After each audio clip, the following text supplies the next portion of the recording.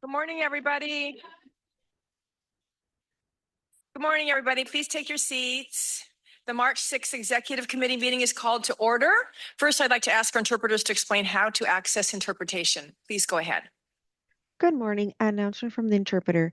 To use the interpretation feature, please scroll to the bottom of the Zoom screen where the meeting controls are. Click on interpretation icon, world, and select English as your language. If you're joining through the Zoom mobile app, cell phone, tablet, etc., please press the ellipsis, then interpretation, and then choose your language. Finally, click on Mute Original Audio to not hear the original Spanish flow in the background. Headsets are available for interpretation.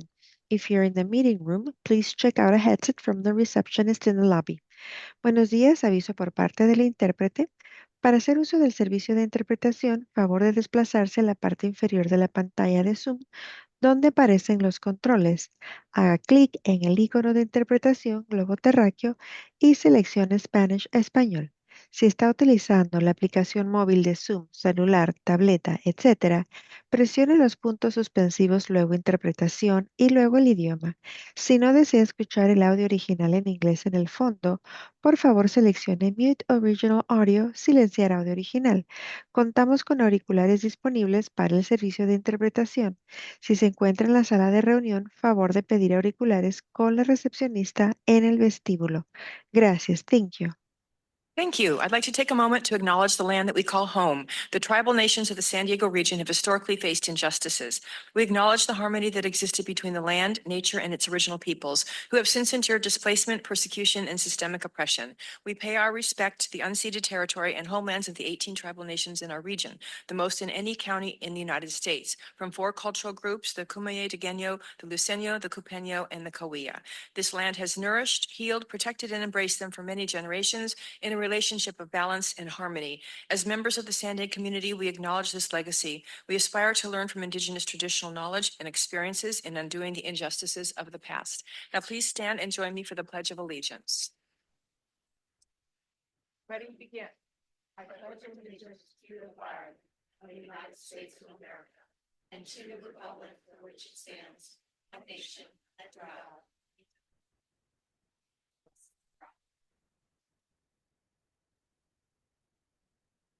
Michael, can you please confirm quorum? We have a quorum, Chair, with all jurisdictions present. Very good. Let's begin with non-agenda public comments. Michael, how many do we have? Thank you, Chair. We have, if you're online, please raise your hand now. If you're in person, we have 4, Chair. And Very good. online, we have 4. So West will go allegedly Audra, followed by Purita Javier.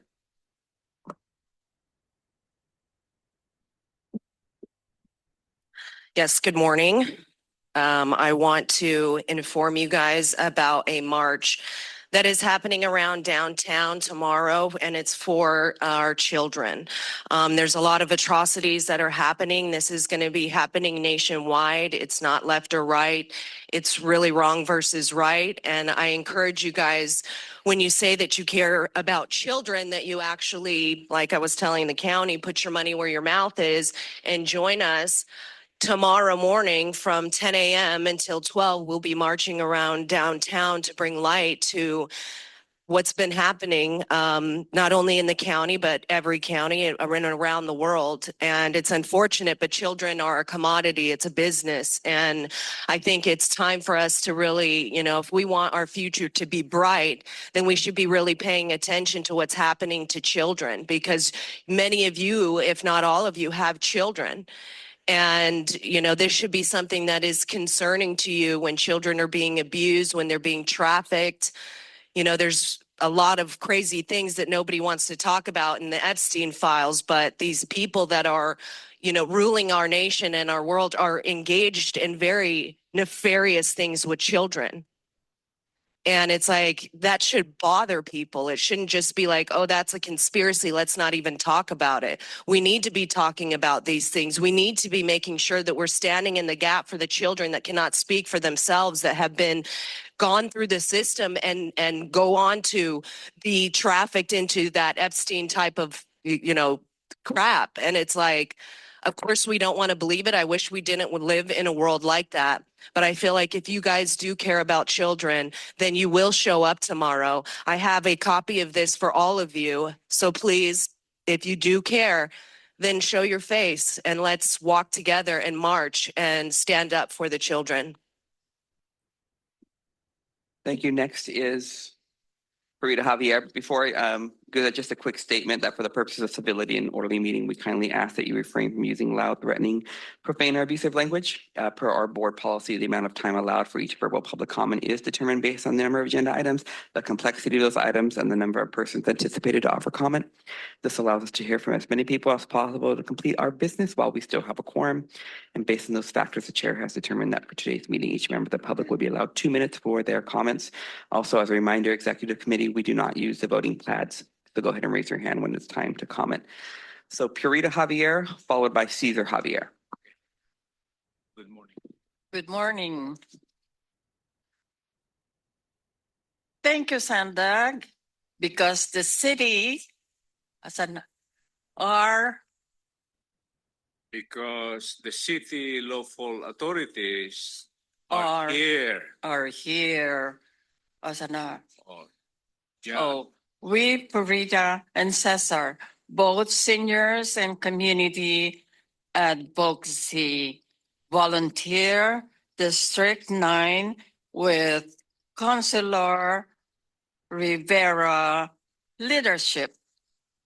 We failed our expectation to solve 8 problems in our neighborhood residential zone. On top of these are ceramics toxicity since 1984, 14 home invasions, one next to our south, and the last, a house across the street. The other is fast-moving traffic salvaging 24 vehicles and or stolen or can home occupation business. No. For Since nuisance, smoke, noise, other such as ceramics kiln. Ceramics kiln, toxicity from home business are had business tax permit fire permit since the only permits contrary to APCD code rule. Thank you. Your 10 time has permits. expired. Next is Cesar Javier, followed by Marco Espinoza. thank you, Sandag. You know, politicians play golf. They hit the ball extreme left or they hit the ball extreme right. We ask God to help you. Put the ball on a straight line. Plumb it for the sake of the survivability of San Diegans. Sir Lacaba, we plead, clear Javier family reputation name. We are not violent Americans. My declarations we ordered. Javier, you have crossed the line is merely a message, a voice from hurt and harm San Diego, sir. It's a wake-up call. There is still time. Clear our name. Help abate the ceramics toxicity in our residential zone. It's a mistake. The ball swerved to the left. You know that. Please don't ignore and neglect the victims of Tijuana River Valley sewage pollution. God knows. We have still time. We are here to help. And together, we do something. Mama Gire is complaining already. It's unacceptable. Victims are sick and dying. Yes, Mom? January 2026, declared in public. What is that? What have we done? The frontliner, City of San Diego, District 8. Ma'am Bibian Moreno is absent. The mayor is absent. Lanius is absent. We should be proud, supposed to be. We have never expected such a positive action on our community concern, sir. Second to that is home invasion. The next door was robbed. Fronting to the left and right, robbed. The 14th incident. Thank you. Your time has expired. Next is Marco Espinoza, followed by Blair Beekman online.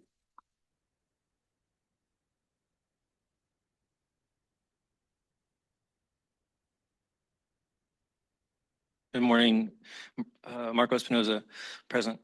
The only item I have was, this might be difficult for me to say while and not laugh, and I don't mean that to be rude, but anyways, I'm gonna try. So I was at the Escondido transit stop and in the early morning, and I was looking for the pick up and drop off, whatever, anywhere where I could find something with a bus for 280 or 290, whichever one, the Rapid Express. And I couldn't find it, and I saw the bus parked like way over there on the NTCD side. And but I thought like maybe it was just like, I couldn't see whether if there was people around from the angle I was at, if we were waiting for it, if it was just like parked there to like spin around to come to the MTS spot where the bus I took, the 235, dropped me off at. And then I drove away and it had its like number on it. I was like, okay, but I really couldn't tell if people got on it or not. But then at one point I was like, oh, people are getting on it. But then so whatever, I waited for the next one. And I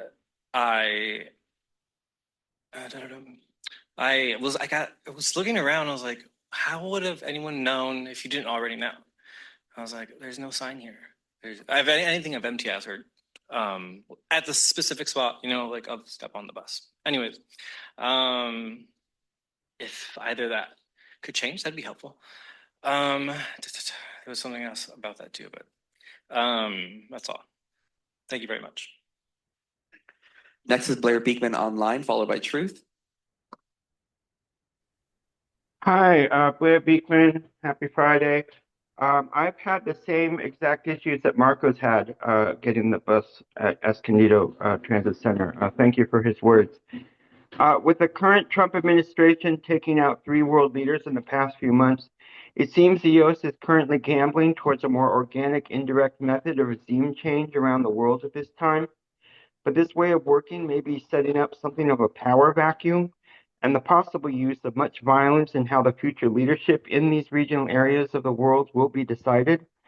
This not only makes for a continuing unsettled future for the everyday people of these countries and regions, but it may also be creating the conditions for local U.S. communities and its people in becoming more vulnerable to the acts of violent extremism and other national security concerns, both internally and from outside forces as well. Just a thought.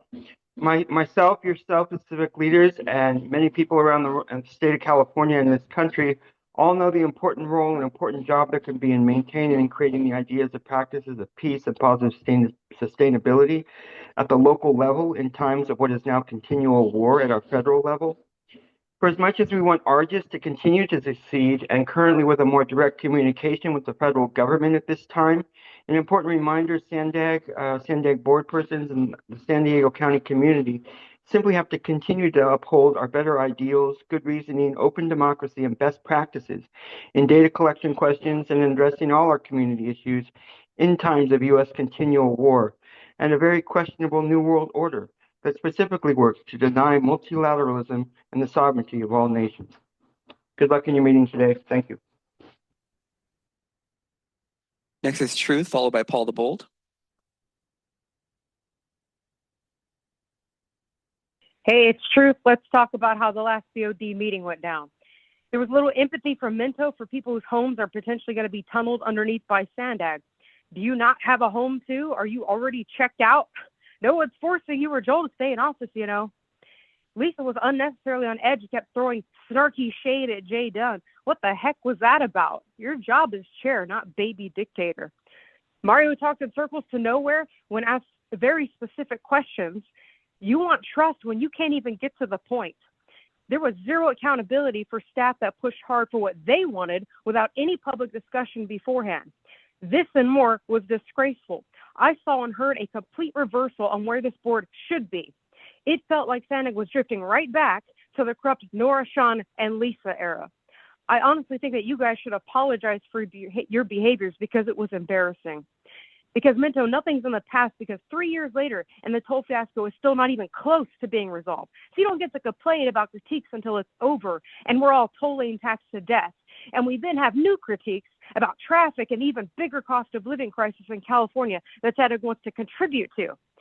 The SANDAG future doesn't seem bright more than it seems blinding with idiocy from a new board that is still delusional just like the old board. Not everyone, but still too many for comfort. Meanwhile, other clowns collaborate to destroy San Diego County. A few of the past Measure G tax-loving extremists that SANDAG continues to work with, including Circulate San Diego, City Heights CDC, Climate Action Campaign, Environmental Health Coalition, Mid-City Can, Fight Coalition, 350 Climate Code, AFL-CIO, IBEW, the Building Construction Trades Council, Joe Lucava, Kent Lee, Carolina Chavez, Double Manuel Aguirre, Clown Matthew Leyva Gonzalez, and Karina Contreras. Conflicts of interest continue to dominate this agency. Prove me wrong. Do better. Honor we the people that America's flag at the back of the room represents and why people like my family fought for it, because it sure as heck wasn't for toll roads. Next is Paula Bold, followed by our last public comment, Andrea Ebbing.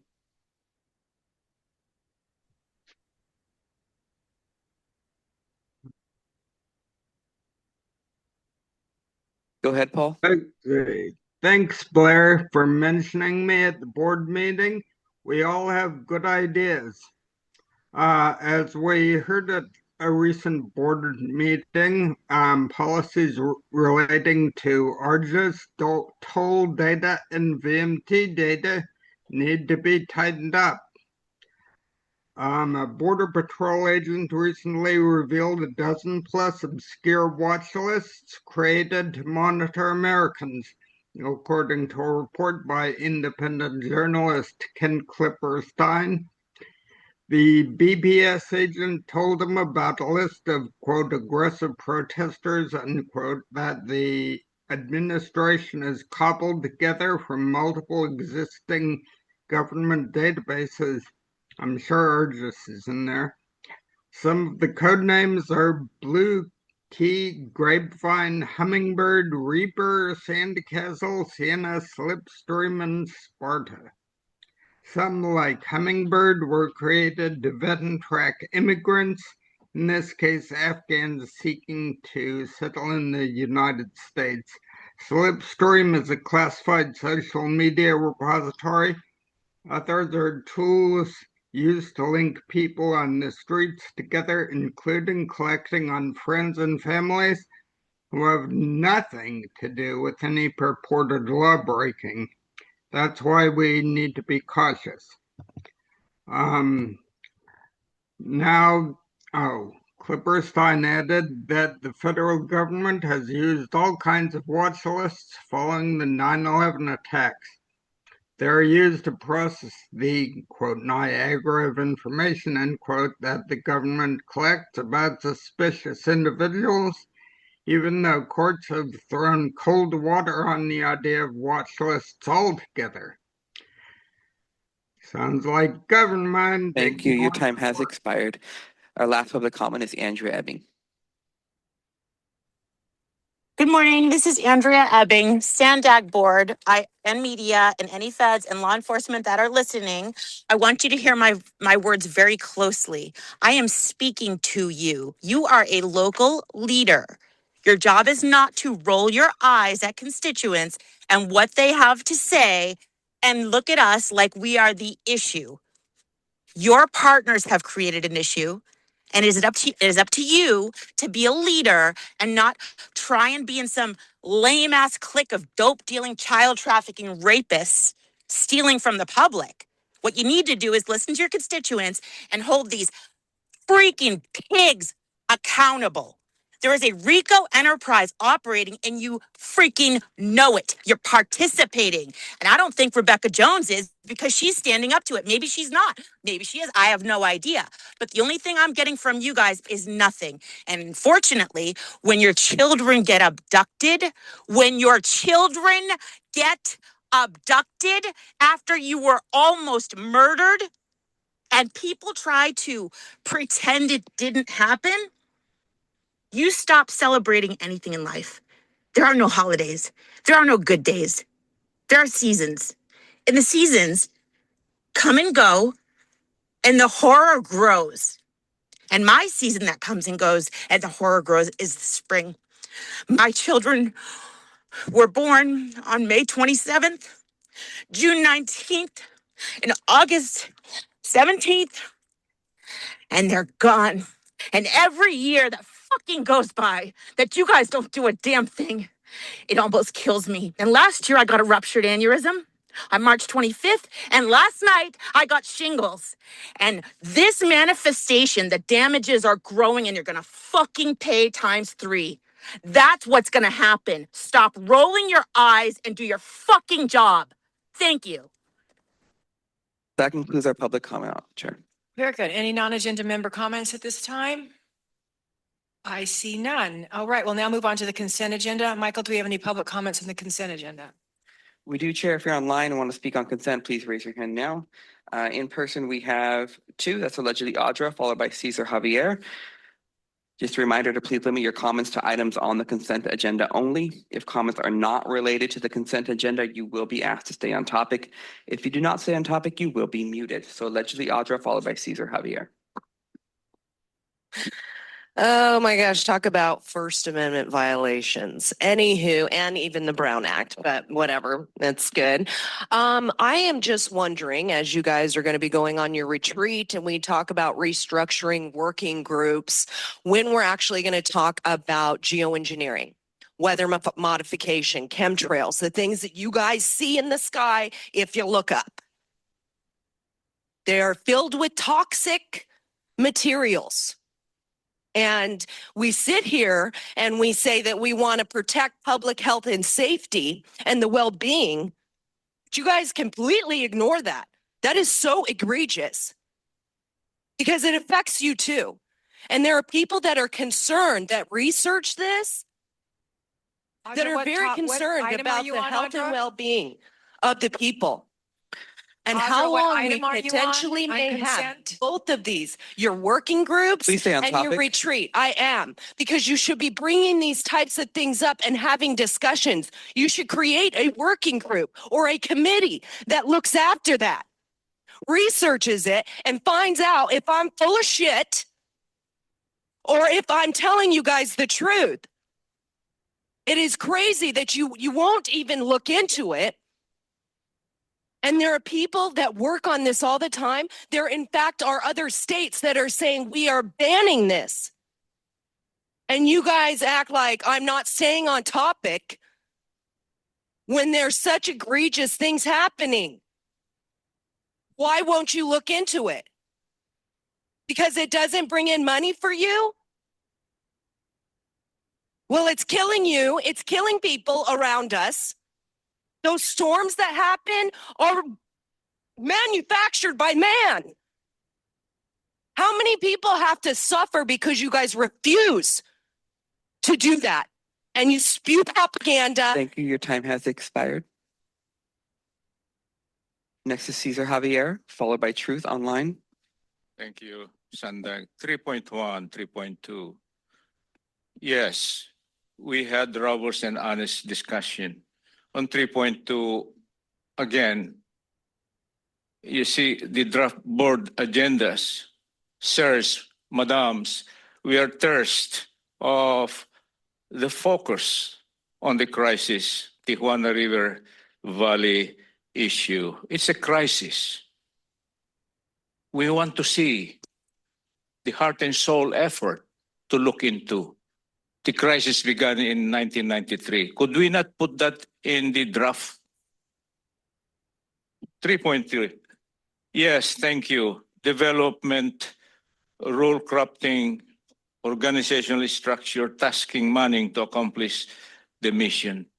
Let us remember that anything we do in governance is man-centered. SANDAG, focus on mobility transportation, is encroaching its neighboring mission. It's not only about mobility, transportation, but community sustainability. Thank you, NGO SANDAG.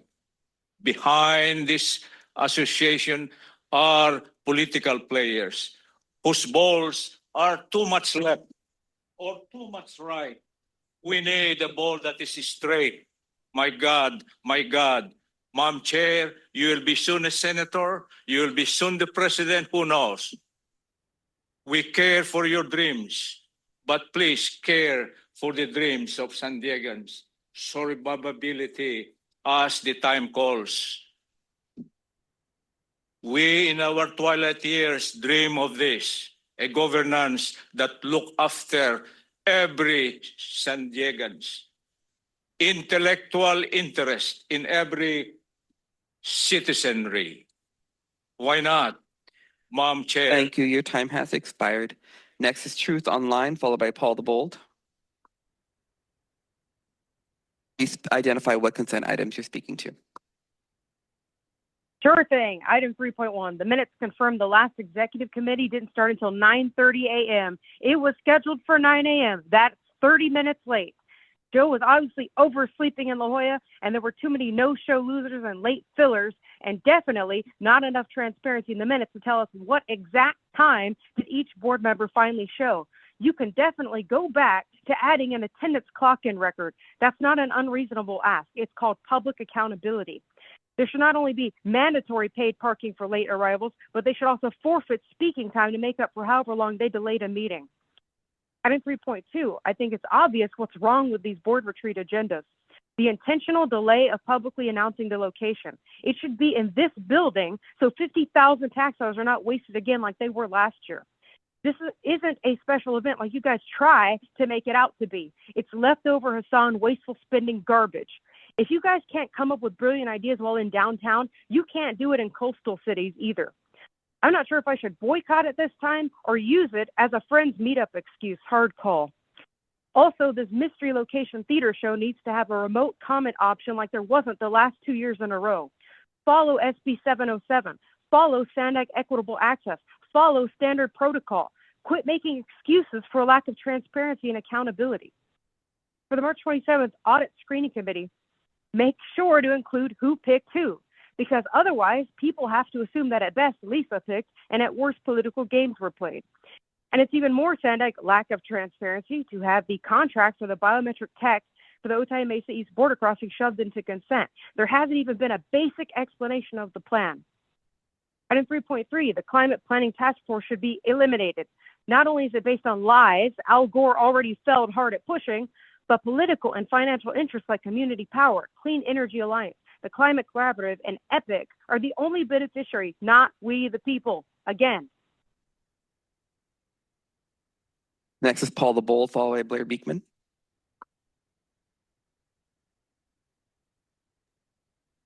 As I said February 26th, too many work groups. You should save money and free up some staff schedules by combining some of them. The community advisory group shows what you think of the community. It needs to meet more than is needed, perhaps monthly as well. Community needs are always changing as people age, move, get jobs, families grow, and so on. Perhaps the Social Services Transportation Advisory Council should be combined with this. Seniors should not have to wait for a quarterly review to have their paratransit arrangements modified. You might also want to combine the Flexible Fleets Task Force with this. The Vision Zero Task Force or anything having to do with safety needs to meet as needed when a safety issue arises, or at least bi-monthly. The new work groups are not needed and are an invitation to stress staff with more work or maybe a chance for a midday nap. And some, like the new Housing Task Force, seem to be duplicative of project development teams. 3.2, review of draft agenda. Fireside chat at the board retreat, shades of FDR. It's a Goodyear discussing how a changing political, economic, and regulatory environment affects SANDAG's regional work would have been better before the budget changes last meeting. Let's say, hope the Transnet discussion results in reducing or removing the tolls and that you can help the coaster fare situation I mentioned February 27th. The board retreats are scheduled for 8. It's not good that breakfast starts at 9. Thank you. Your time has expired. Our last public comment is Blair Beekman. Hi, Blair Beekman. In your previous meeting minutes that's to be approved today, I think you went into discussion about the Scott Wiener measures and Wiener issues, possibly just overall housing issues, how to be addressing them for the future of SANDAG. At the previous meeting, I tried to note, and just a reminder in my note, and the importance of San Diego, the city of San Diego, is they have two different housing projects going on in the Claremont Mesa area and the College area that I think is going to have to address the new Wiener state ordinances on housing issues and transportation. I think they're going to try to take two different approaches for those areas, and that they can create a bit of flexibility with the Wiener decision making. Good luck in how to understand that and look into that. It's my guesswork how they're doing that, and hopefully, you know, how we can be flexible with the questionable Wiener policies San Diego is trying to develop right now. Possibly. Good luck in looking into that. I also wanted to quickly comment that I think the DRA she tries to offer some really nice words that people don't say normally in the open public space. To me, that's what I try to work on too. It's really important that words that are not being regularly spoken about that can be and should be, that's the goal, I think, that's first and foremost, and that we can have the conversations and it's okay to have those conversations. DRA is offering difficult subject matter. At the time of the floods in San Diego, you know, your own board persons were asking for weather reports, what was going on with the weather overall at that time. That would be a perfect time to ask DRA's kind of questions, to include that as overall dialogue, and to not be afraid of that dialogue. We have to really work on that together. I think we are, and we have to continue those efforts. Good luck we do that, all of us together, and talking about the UN and everything. Thank you. Thank you. Your time has expired. That concludes our public comment on consent, Chair. Thank you. Any member comments on consent? I see none. May I have a motion to approve consent? Thank you. As by Aguirre, second by Chavez. All in favor, say aye. Aye. All opposed? Any abstaining? Okay, that passes unanimously. So we are going to now move on to our first report, and that's the draft fiscal year 2027 budget. Just so you know, the draft will be going to the board on March 27th. On our next board meeting, the 13th, it will be entirely about the memo that we all received last night on Argus. And then we, of course, have our retreat, which is on the 19th and 20th. Be seeing a lot, discussing a lot. But let's now move on to the presentation. Susan. Actually, I'm going to kick it off. I'm Dawn Batiste, your Chief Financial Officer, and we do have Susan and our whole team here today to present the draft annual program budget for fiscal year 2027. Over the last several months, our project managers and our teams have been working on development of this budget. This is a significant amount of work. We start early in the fall. And this development involves really trying to make sure that we are aligned with our state and federal funding guidelines, ensuring compliance with advancing our critical regional transportation projects and programs. It reflects staff feedback received from the Board of Directors, our Board of Directors feedback to staff throughout the current fiscal year, including the project prioritization discussions that we had.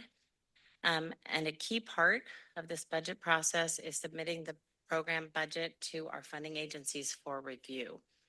This year, the state has set May 8th as the deadline to submit our final fiscal year 27 annual budget. And this timely submission helps safeguard our ability to program funds in the RTIP, authorize our expenditures, process reimbursements for ongoing projects, and meeting this deadline helps us secure that state and federal funding. That is the bulk of all the funding that we utilize in this agency. So with that, I'm going to go ahead and turn over the presentation to Susan and the team. Great. Thanks, Don. So I'm excited to be here. This is my favorite time of year to present the budget. You'll be seeing me today. I'm presenting also at the board on funding. And then I'll be back at the end of the month, like the chair said, and then back again in May for the final budget. So today we're going to go through how the budget comes together and some details of our work plan for the year ahead. So SANDAG approaches the development of the annual budget by first focusing on the projects and programs directly related to our various mandates and responsibilities. So I think you all may be familiar with this slide. It's important to recognize the many roles SANDAG plays as the region's metropolitan planning organization, the Regional Transportation Planning Agency, and Council of Governments, among others. Each of these designations not only gives SANDAG access to critical funding streams, but also comes with specific obligations and requirements that guide our work and how those funds are programmed and spent. Our budget reflects this balance, leveraging local and external revenue to deliver on regional transportation, housing, and public safety priorities while ensuring compliance with all the regulatory requirements. So how do projects get into the SANDAG budget? Unlike many of the cities and the County of San Diego, SANDAG budgets by project rather than by department. So in order for a project to be included in SANDAG's annual budget, it must first be part of the regional plan. The regional plan provides the long-term vision for the region and is updated every 4 years. From the regional plan, the board and agency leadership identify which projects to prioritize. We then identify or pursue funding to complete those projects. So once funding is identified for a project or program in the regional plan, it moves into the SANDAG program budget. Finally, the projects in the approved budget move into the Regional Transportation Improvement Program. That's our 5-year near-term investment plan where funds are committed to execute projects identified in the regional plan and annual budget process. So projects must be in the RTIP in order for SANDAG to access those federal, state, and Transnet funds. And all of these documents are approved by the board. So our budget operates within a revenue constrained framework, meaning every expense must be supported by available funding. The proposed fiscal year 27 budget includes funding from over 100 different sources, reflecting complexity of the funding environment that supports SANDAG's programs and projects. In February, the board received the Economic and Budget Outlook, which included modest upward revisions to the Transnet and Transportation Development Act revenues, driven by local sales tax trends. These updated estimates are incorporated into the draft budget. And while this reflects some positive movement, revenue growth continues to lag behind rising costs. So construction, materials, and project delivery costs continue to increase, which places ongoing pressure on our programs and capital projects. As the board discussed in November, there remains a significant gap between the funding currently available for projects and the funding needed to deliver them. Despite these challenges, SANDAG is continuing to move forward projects by staying flexible, working with our regional partners, and advocating for additional funding opportunities. So Chapter 1 of the budget really tells the story of SANDAG and our work plan for fiscal year 27. We really want the board members and the public to know what we're working on and how we're investing public dollars. So this is the chapter that explains how SANDAG operates and outlines our work program and provides the context to the following chapters. This is how it all comes together. So if you're going to read anything in our budget, it's going to be Chapter 1. It's more of the narrative. It's less of the numbers driven. It really outlines the work that we're doing. But I'll start with the budget itself on the numbers side. The fiscal year 27 budget totals $1.4 billion. $691 million, more than half, is dedicated to the development and delivery of our capital program, supporting major regional projects like Otay Mesa East, the Transnet major corridor projects, transit and rail improvements, and the regional bike program. Going counterclockwise, those pink slices of the pie, that's our Transnet revenue. $496 million is estimated to come into the region through the Transnet half-cent sales tax in fiscal year 27. The money is passed through to the major corridor program, local jurisdictions, transit operators, and grant programs as outlined in the Transnet ordinance. And I want to pause here to highlight how vital this local revenue source is. It's the backbone of our budget. And without this dedicated resource, we simply wouldn't have the robust program of projects we see today. 88 million funds our regional operations and services program. That's our SR 125 toll facilities, freeway service patrol, the I-15 fast track, ARGIS, and criminal justice work programs. And over 79 million supports the overall work program, OWP, which covers planning, data science, outreaches and engagement, financial management, and grant administration. Within our budget, our major primary components are, like I just said, the OWP, the operations and services, and our capital program. More than 3/4 of the revenues used to support these budget components come from state and federal sources, and many of these are dedicated grants for specific projects and work efforts. Transnet sales tax only accounts for roughly 16% of the revenue we use for our projects. Other local funds are the Transportation Development Act funds, member assessments, and toll road revenue. Next, I'll hand it over to our program directors to dive deeper into the projects and programs within their budget components, and we'll start with the overall work program. Okay, next slide, please. All right, so the overall work program contains 58 different work elements totaling $79 million. Most of the projects in the work program are planning projects. However, it also covers data and modeling, our outreach and education activities, financial management, and grant programs. And you'll see that the largest expense category there is pass-through, and that's the funding that we pass through through our grant programs or for programs like the Youth Opportunity Pass program. Now that the regional plan has been adopted, the focus in next fiscal year is really on implementing those near-term projects in the regional plan with a specific emphasis on the projects that you all approved in the delivery strategy last year. So our rapid projects, the near-term managed lanes projects that are coming up, and the grade separation prioritization effort, San Ysidro Transit Center, those types of projects. The OWP did decrease by just under $8 million. And that is because major grant efforts are dying down. So the Housing Acceleration Program that was funded by the state through REAP is ending in December 2026. Also our 5310 program, due to the cycle of that program, there's less funding next fiscal year. And with that, I will hand it over to our Ops and Services, Alex. Thank you. Next slide, please.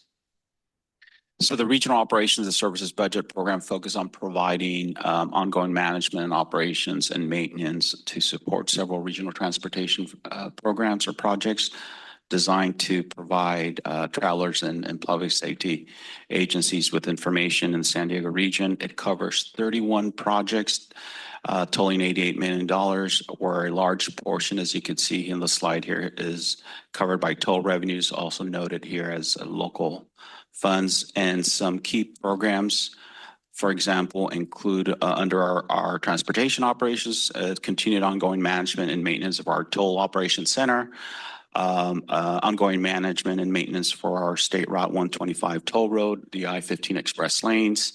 And we also have a Motor Ace program.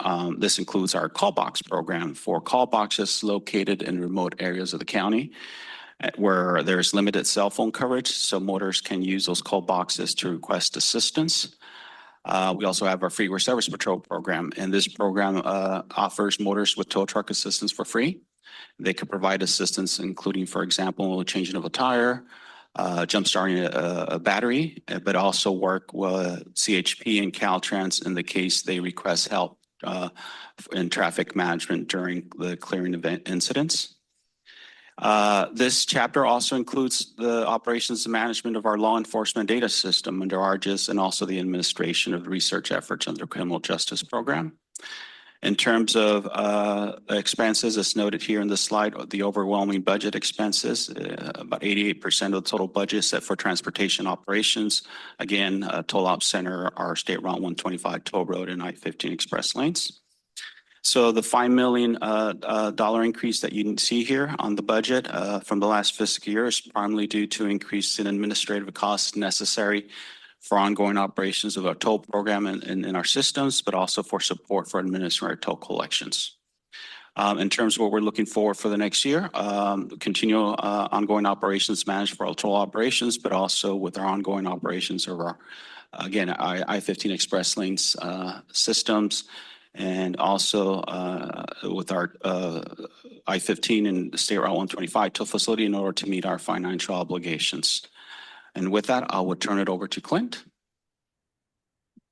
Good morning, Clint Peace, Senior Director of the Capital Program. So can I go over the capital portion of the budget? It's roughly half of the overall budget.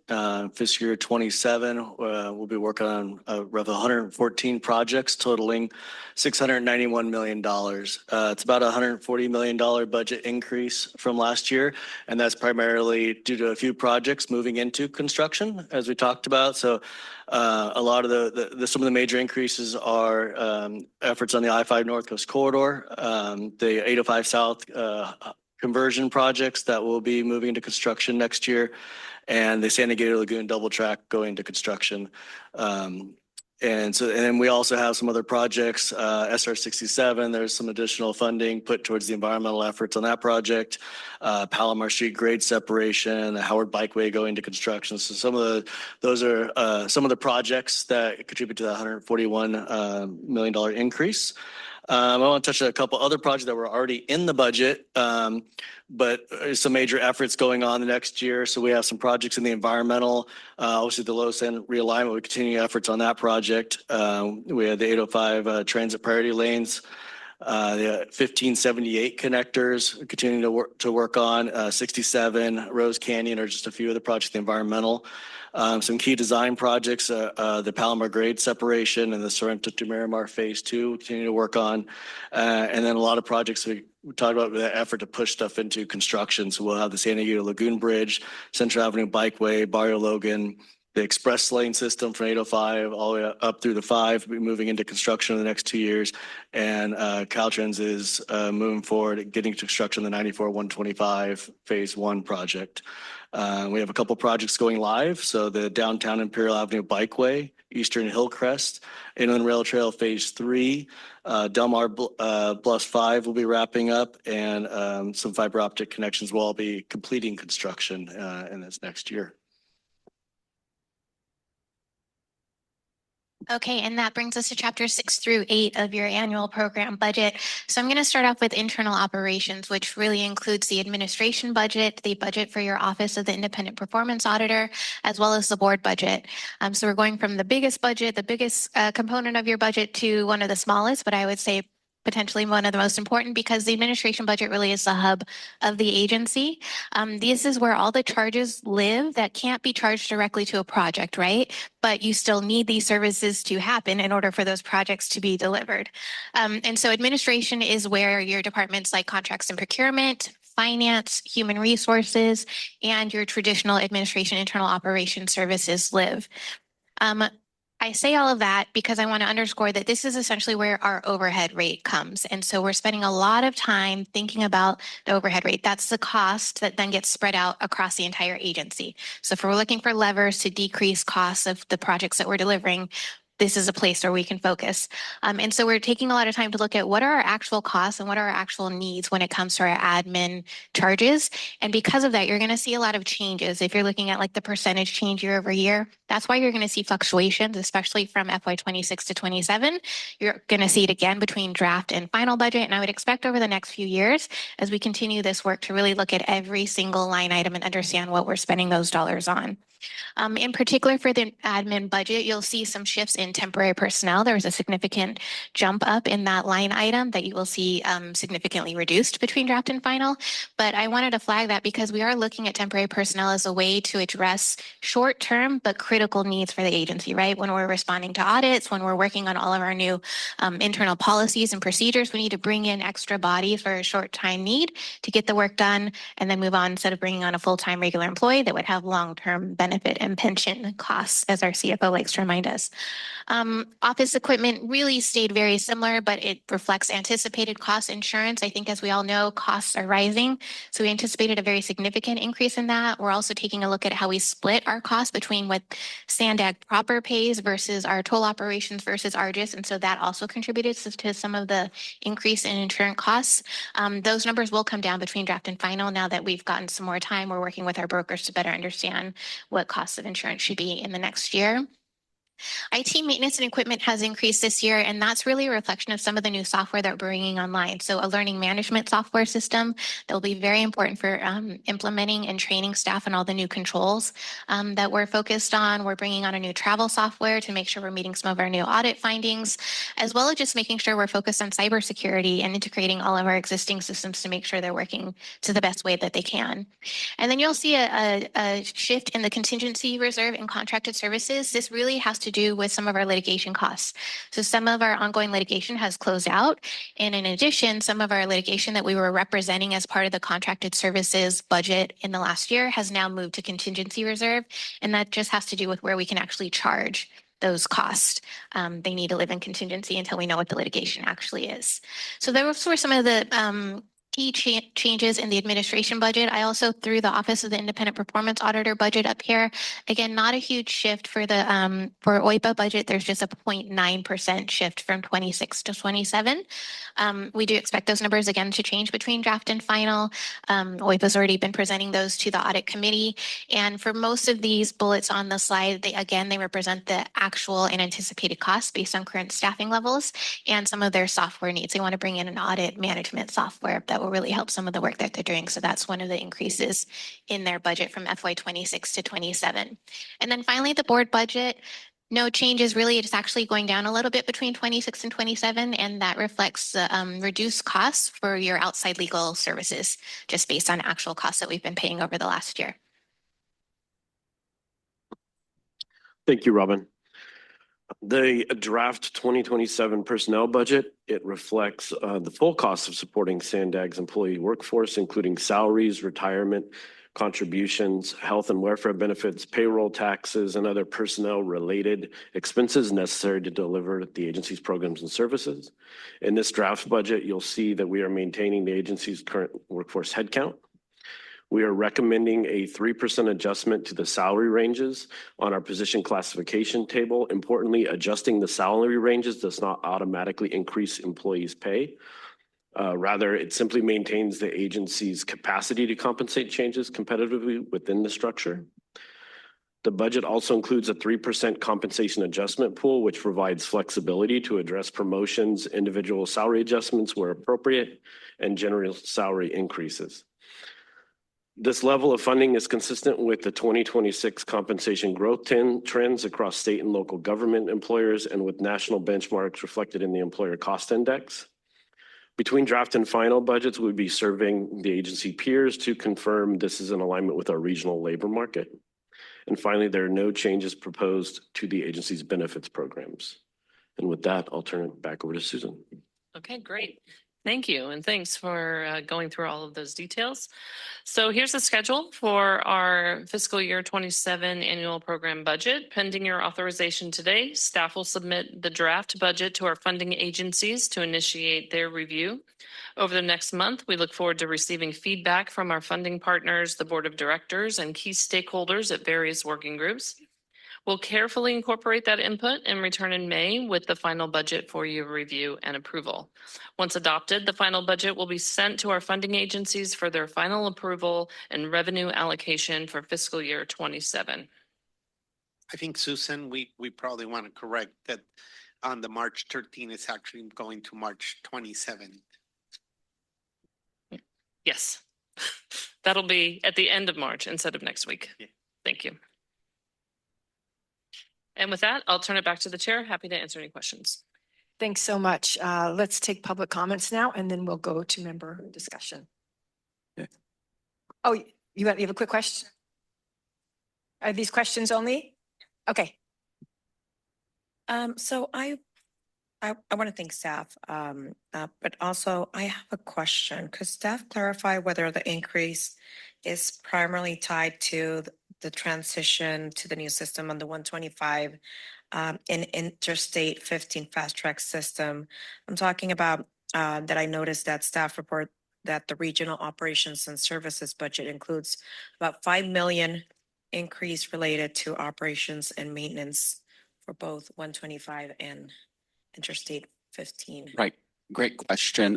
Before we develop the final, we will be considering the additional increase. Keep in mind that when we went to the board last week, the operational component was going to kick in spring of 2027. So it does include some existing operations for the existing system for this fiscal year. And then we're going to go ahead and make sure that we confirm and capture about 1/4 of the new system as we transition.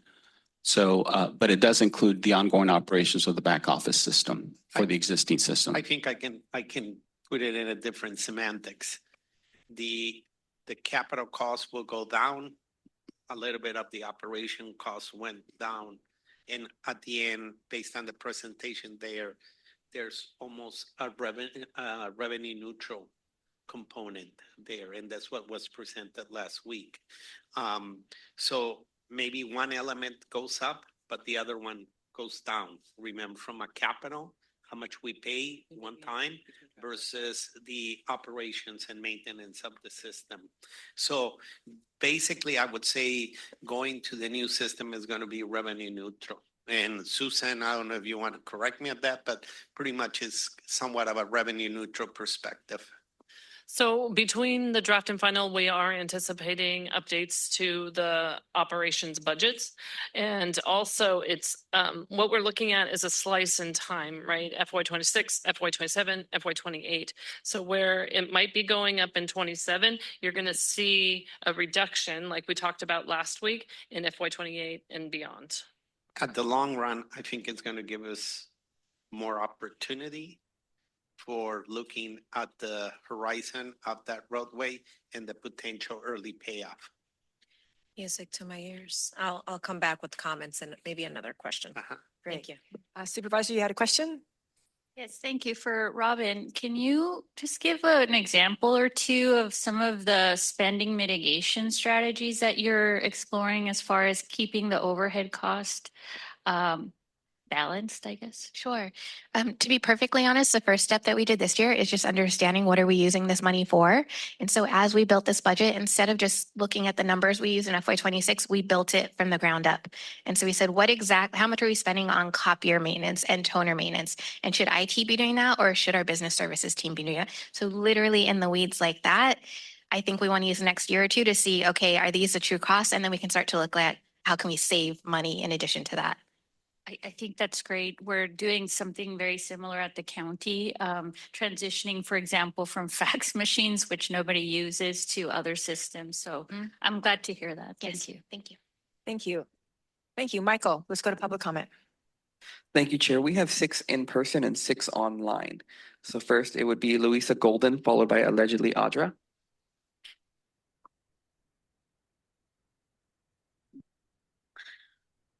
My name is Louisa Golden, and I'm a San Diego native. I'm concerned with the West Valley Crossing bicycle and pedestrian bridge. I've seen Mission Valley grow and develop over the decades. Thank you. A few years ago, after a trip to Sweden, I bought an e-bike, and I really haven't looked back. Now our family of 3 all use e-bikes, and we use bikes for about 95% of our trips. A safe bridge and connected bike infrastructure in the western part of Mission Valley, connecting to the River Park Trail, is really important to me. If that existed, I would be able to rejoin the YMCA, which is a gym that caters to older people like me. I also would love to be able to get to one of the 2 Costco's in the area. Can't do that safely by bicycle now, but I would prefer to do my shopping by bike and trailer. And finally, if there was a safe way to cross the river, I could meet with friends in Mission Valley and patronize some of those businesses and restaurants down there. I can't do that unless I get into a car now. The only place to cross is either Marina Valley or Marina Boulevard or Fashion Valley. And those are both really dangerous on a bicycle.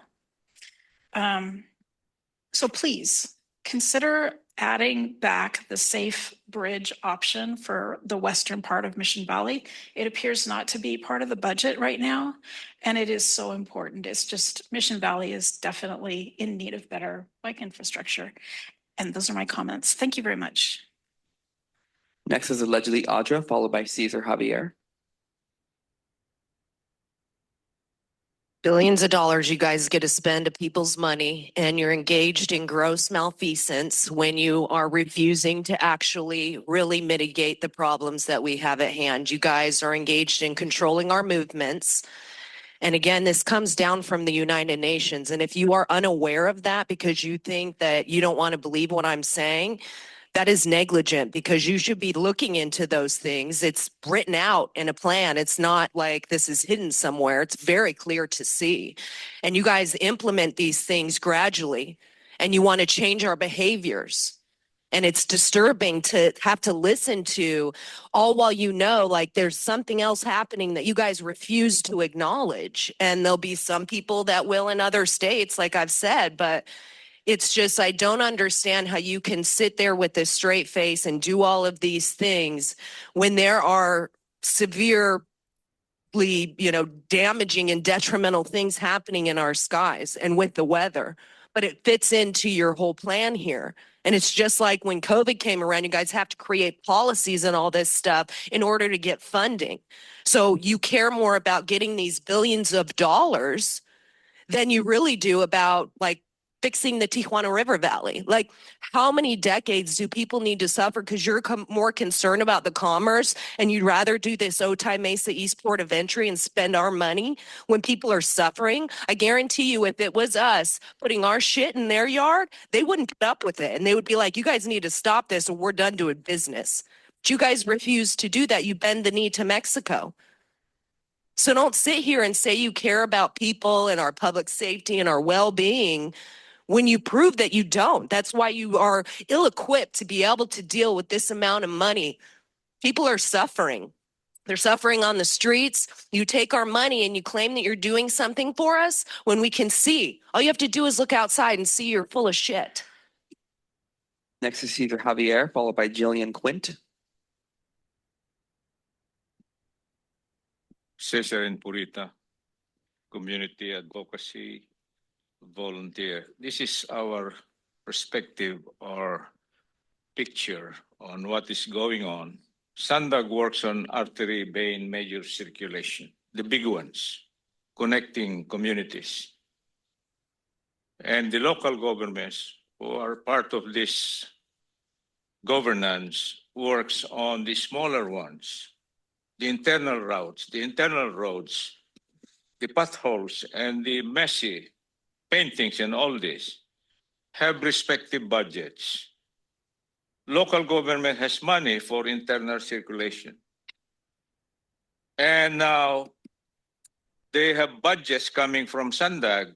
And how do we reconcile such spending, Sir Lakaba, as a sampling in our research as public learner, teacher on our twilight years? We must understand this, because this is how our governments is supposed and expected to ensure our survivability. Sir Mario, sirs, political elected officials, help us. Where is the money, Sir Lakaba? Human and health services, public safety, emergency preparedness. We are afraid to use our reserve. I don't believe that we have reserve. We have reserves for the retirement of our employees, but we do not have reserve for preparedness crisis like Tijuana River Valley issue. Where is the money, Sir Lakaba? The same question, the same fear that we are not served well. Thank We you. are Your time ignored. has expired. Next is Jillian Quint, followed by Marco Espinoza.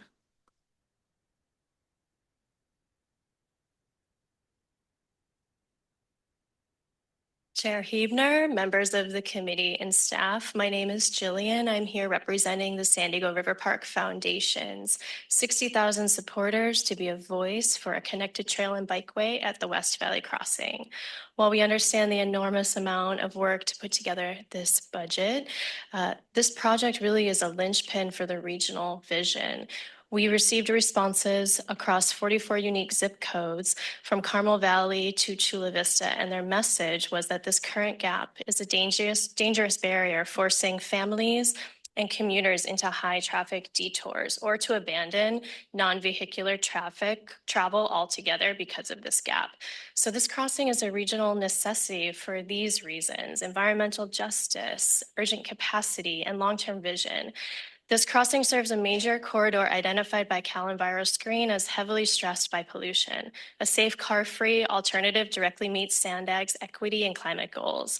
Mission Valley's population is expected to triple by the year 2050.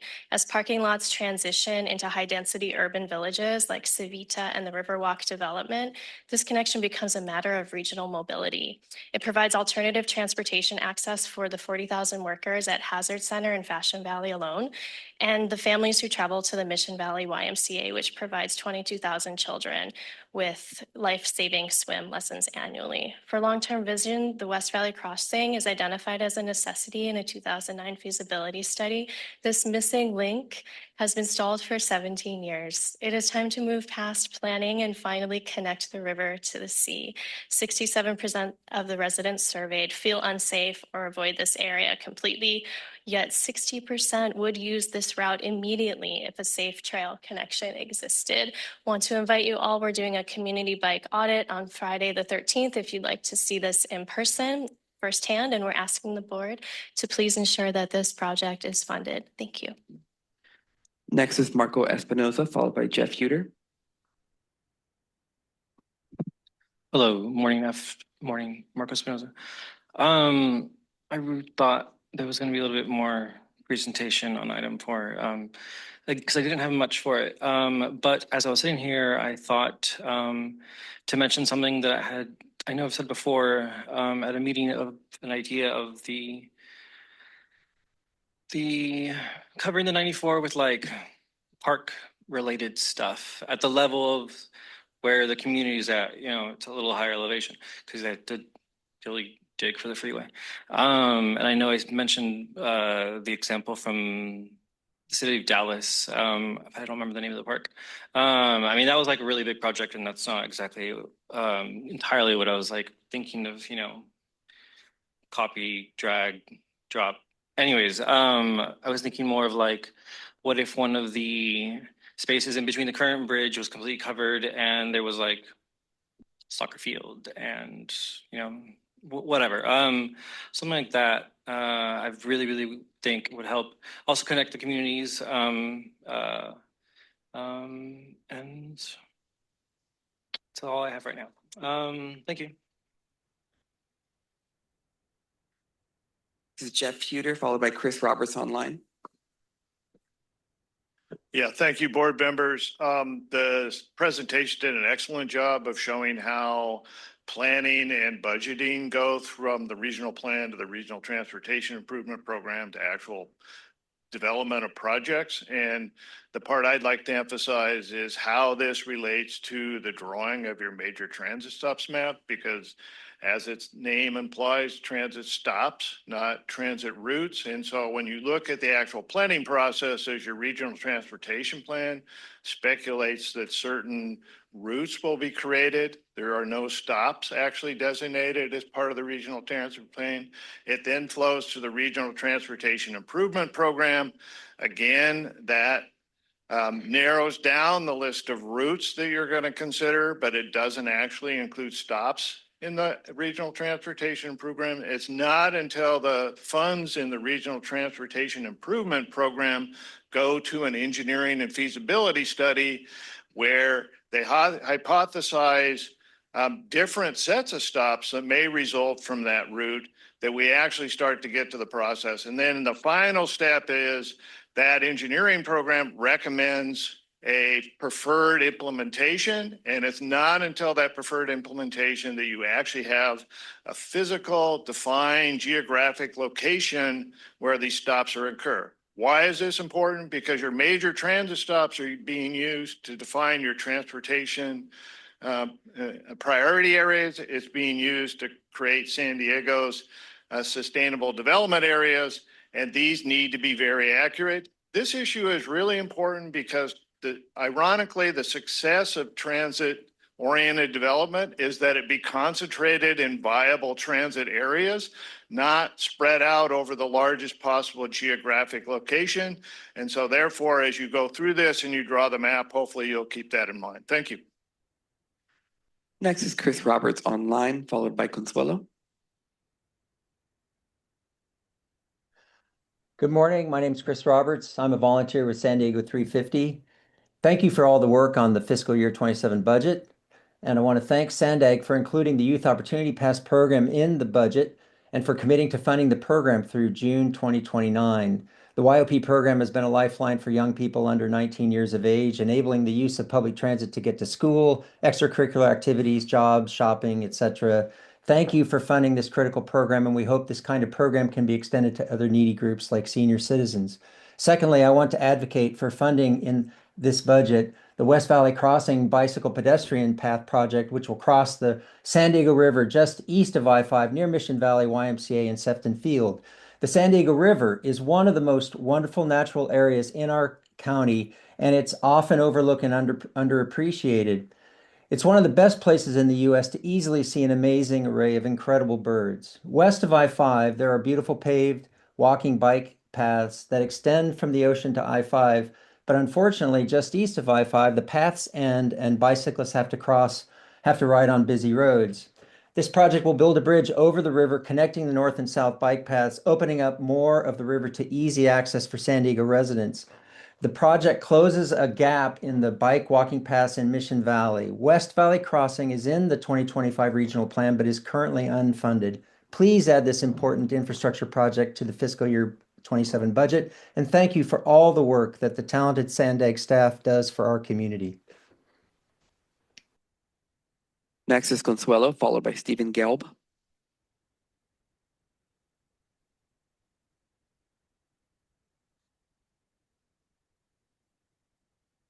Okay, Consuelo here. Okay, so every item always seems to be presented as a benefit to the people in case of a flat tire. Yeah, right. It's always framed as convenience or safety, but in reality, it keeps moving us closer to a system where people are constantly tracked, a police state model of surveillance, internal operations, administration budgets, costs and needs, cybersecurity audit, OIPA, blah, blah. Anyways, all of it is presented as routine government housekeeping. But, you know, the public truly needs to understand, and they deserve to understand what these systems actually lead to. More data collection, more monitoring, more expansion of government oversight into people's daily lives. And staff budgets going down, well, there's a silver lining. Okay, so since not many in this county even have a clue that you all exist, and I wanted to, oh yeah, Paloma, yay, the county is transitioning from fax machines to more modern day technology. Okay, great. Soon we'll be getting rid of you all, especially Tara, because you're no longer working for the people. We need an updated system away from pedophile globalist agendas. And yeah, because basically the direction of policies are all heading towards the same place, and that is UN agenda, what they want. It will be everything monitored, managed, tracked, a world where people are essentially living in a fishbowl. And yeah, controlled surveillance state. That's what we're all heading towards. And again, the public deserves to know this. Y'all aren't transparent at all because they don't even know you exist.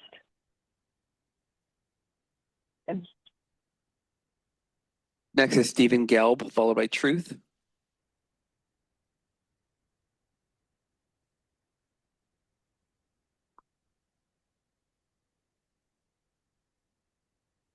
Stephen, you're self-muted.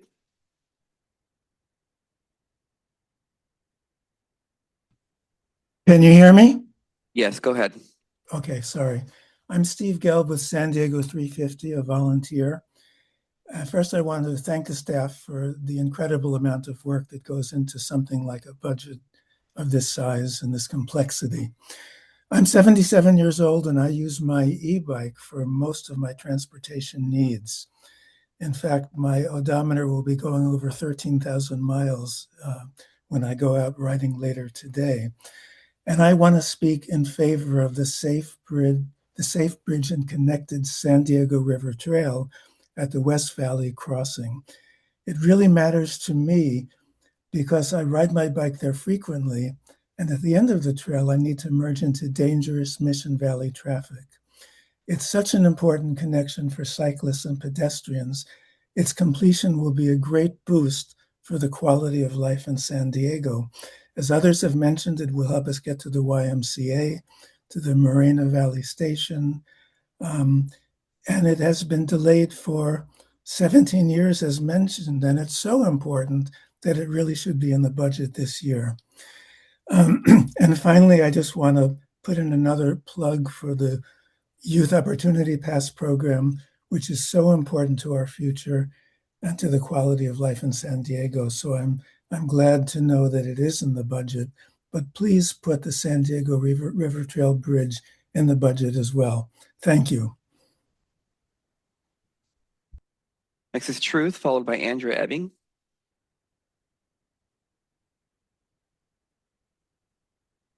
I appreciated the admission by the 350 cult that children riding transit on the taxpayer dime was the first step to expanding socialist welfare transit to more groups.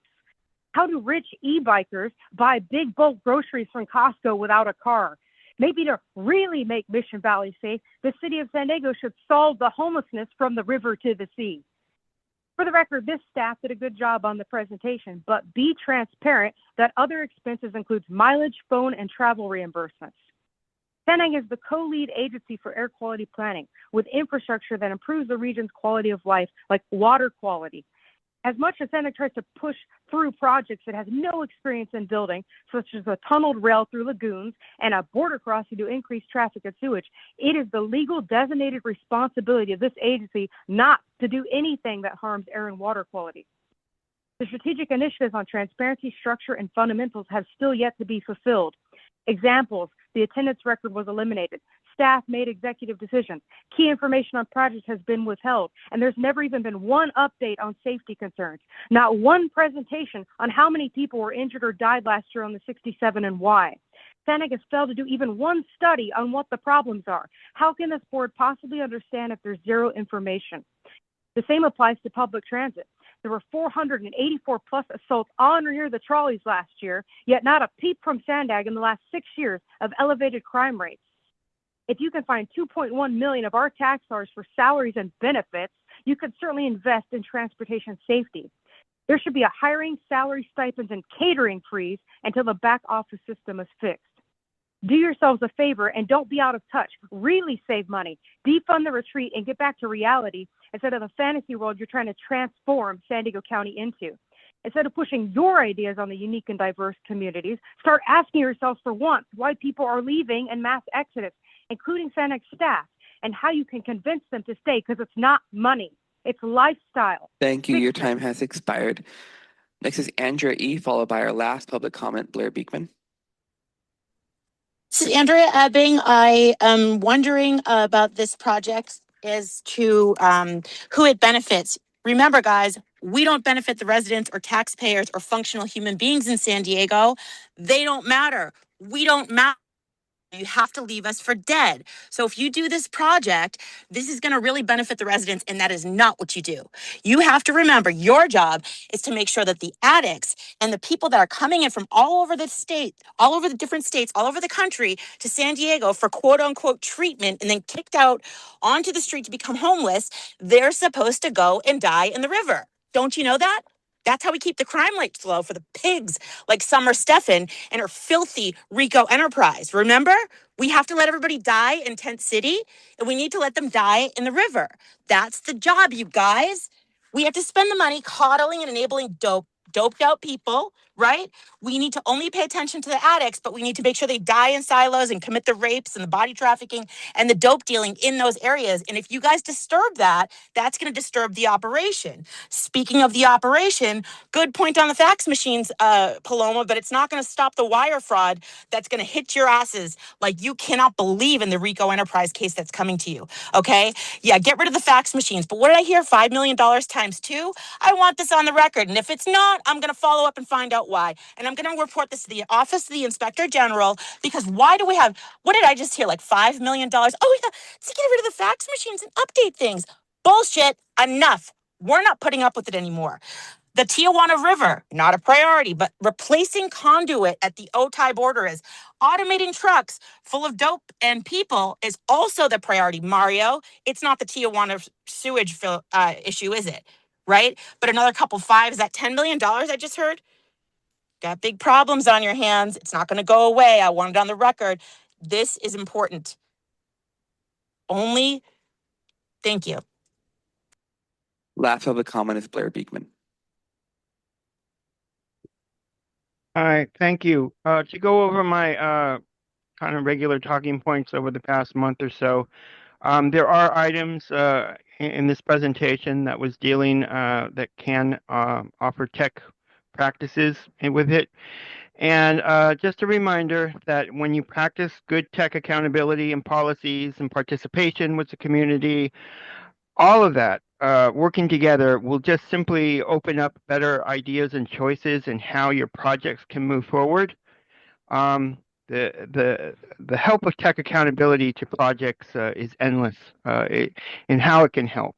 And just a reminder of that. It's incredibly important. Another reminder that tech accountability came to San Diego back in 2014. It was a time that we were still in continual war. We couldn't talk about our practices more openly, and tech accountability was kind of an early leader in how we can talk about our practices as a community more openly and clearly, and leave the ideas of war and work towards open democracy. And so I'm really dedicated to any sorts of ways we can have clear communication with each other, and that we stifle communication all the time in the public process. We don't know how to open it up. I hope we're just simply working on that concept whenever there's ideas. As for instance, the future of biometric tech is a concept that is, I think, as you grew up within the public system, it's been very difficult to ever talk about the issue of biometric tech, but it's becoming more and more so regular that we have to be talking more clear conversations in the public about the subject matter. How are we going to do that? What are the steps to do that? I ask yourselves to work towards issues like that, to acknowledge that I have other things to mention another time, but thanks for your listening. Good luck on this item. Thank you. That concludes our public comment on this item, Chair. Thank you. I have a couple quick questions before I go to the rest of the executive committee members. The first is to ask staff a little bit about the status of the West Valley Park, the West Valley Crossing, and also First Vice Chair might have some comments or input on that as well. Clint, Antoinette, where are we on this? We'll have to get back to you on the status of the West Valley Crossing. It is in the regional bike plan. I don't believe we've made a lot of progress on it. We haven't had funding to do so, so we'll get back to you on that. Okay, all right, great. And then the other question I had was I'm curious about Mr. Huter's comments. It does seem kind of like a long process to be able to identify where those circles are eventually going to be, which are going to indicate an increased in density of development. Is there do you have any comments about how that happens, or is that a City of San Diego thing, or? Because there's basically what he said, that our plan has transit routes in it. It doesn't identify this actual stops until after it goes through the RTIP, and then it gets engineering studies, and then all of that, and that's where those circles are created. We identify the stops and the stations as we get farther along in the route planning. And I believe that's what you're. That's what he was pointing out. referencing. Yeah. Yes, at the regional plan level, it's really about connecting point A, point B. We make some assumptions about where those stops should be. But until we really get into the specific planning for the route, we don't know exactly where stops and stations are going to be. Oh, okay. And I guess you can't really, right? Okay. All right. Okay. Supervisor Geary, you had some comments? Yes, thank you. Well, I want to start by saying thanks for the presentation and to staff for all the great work that's gone into presenting this draft budget today. I know it's a monumental task that none of us take lightly, so thank you for that.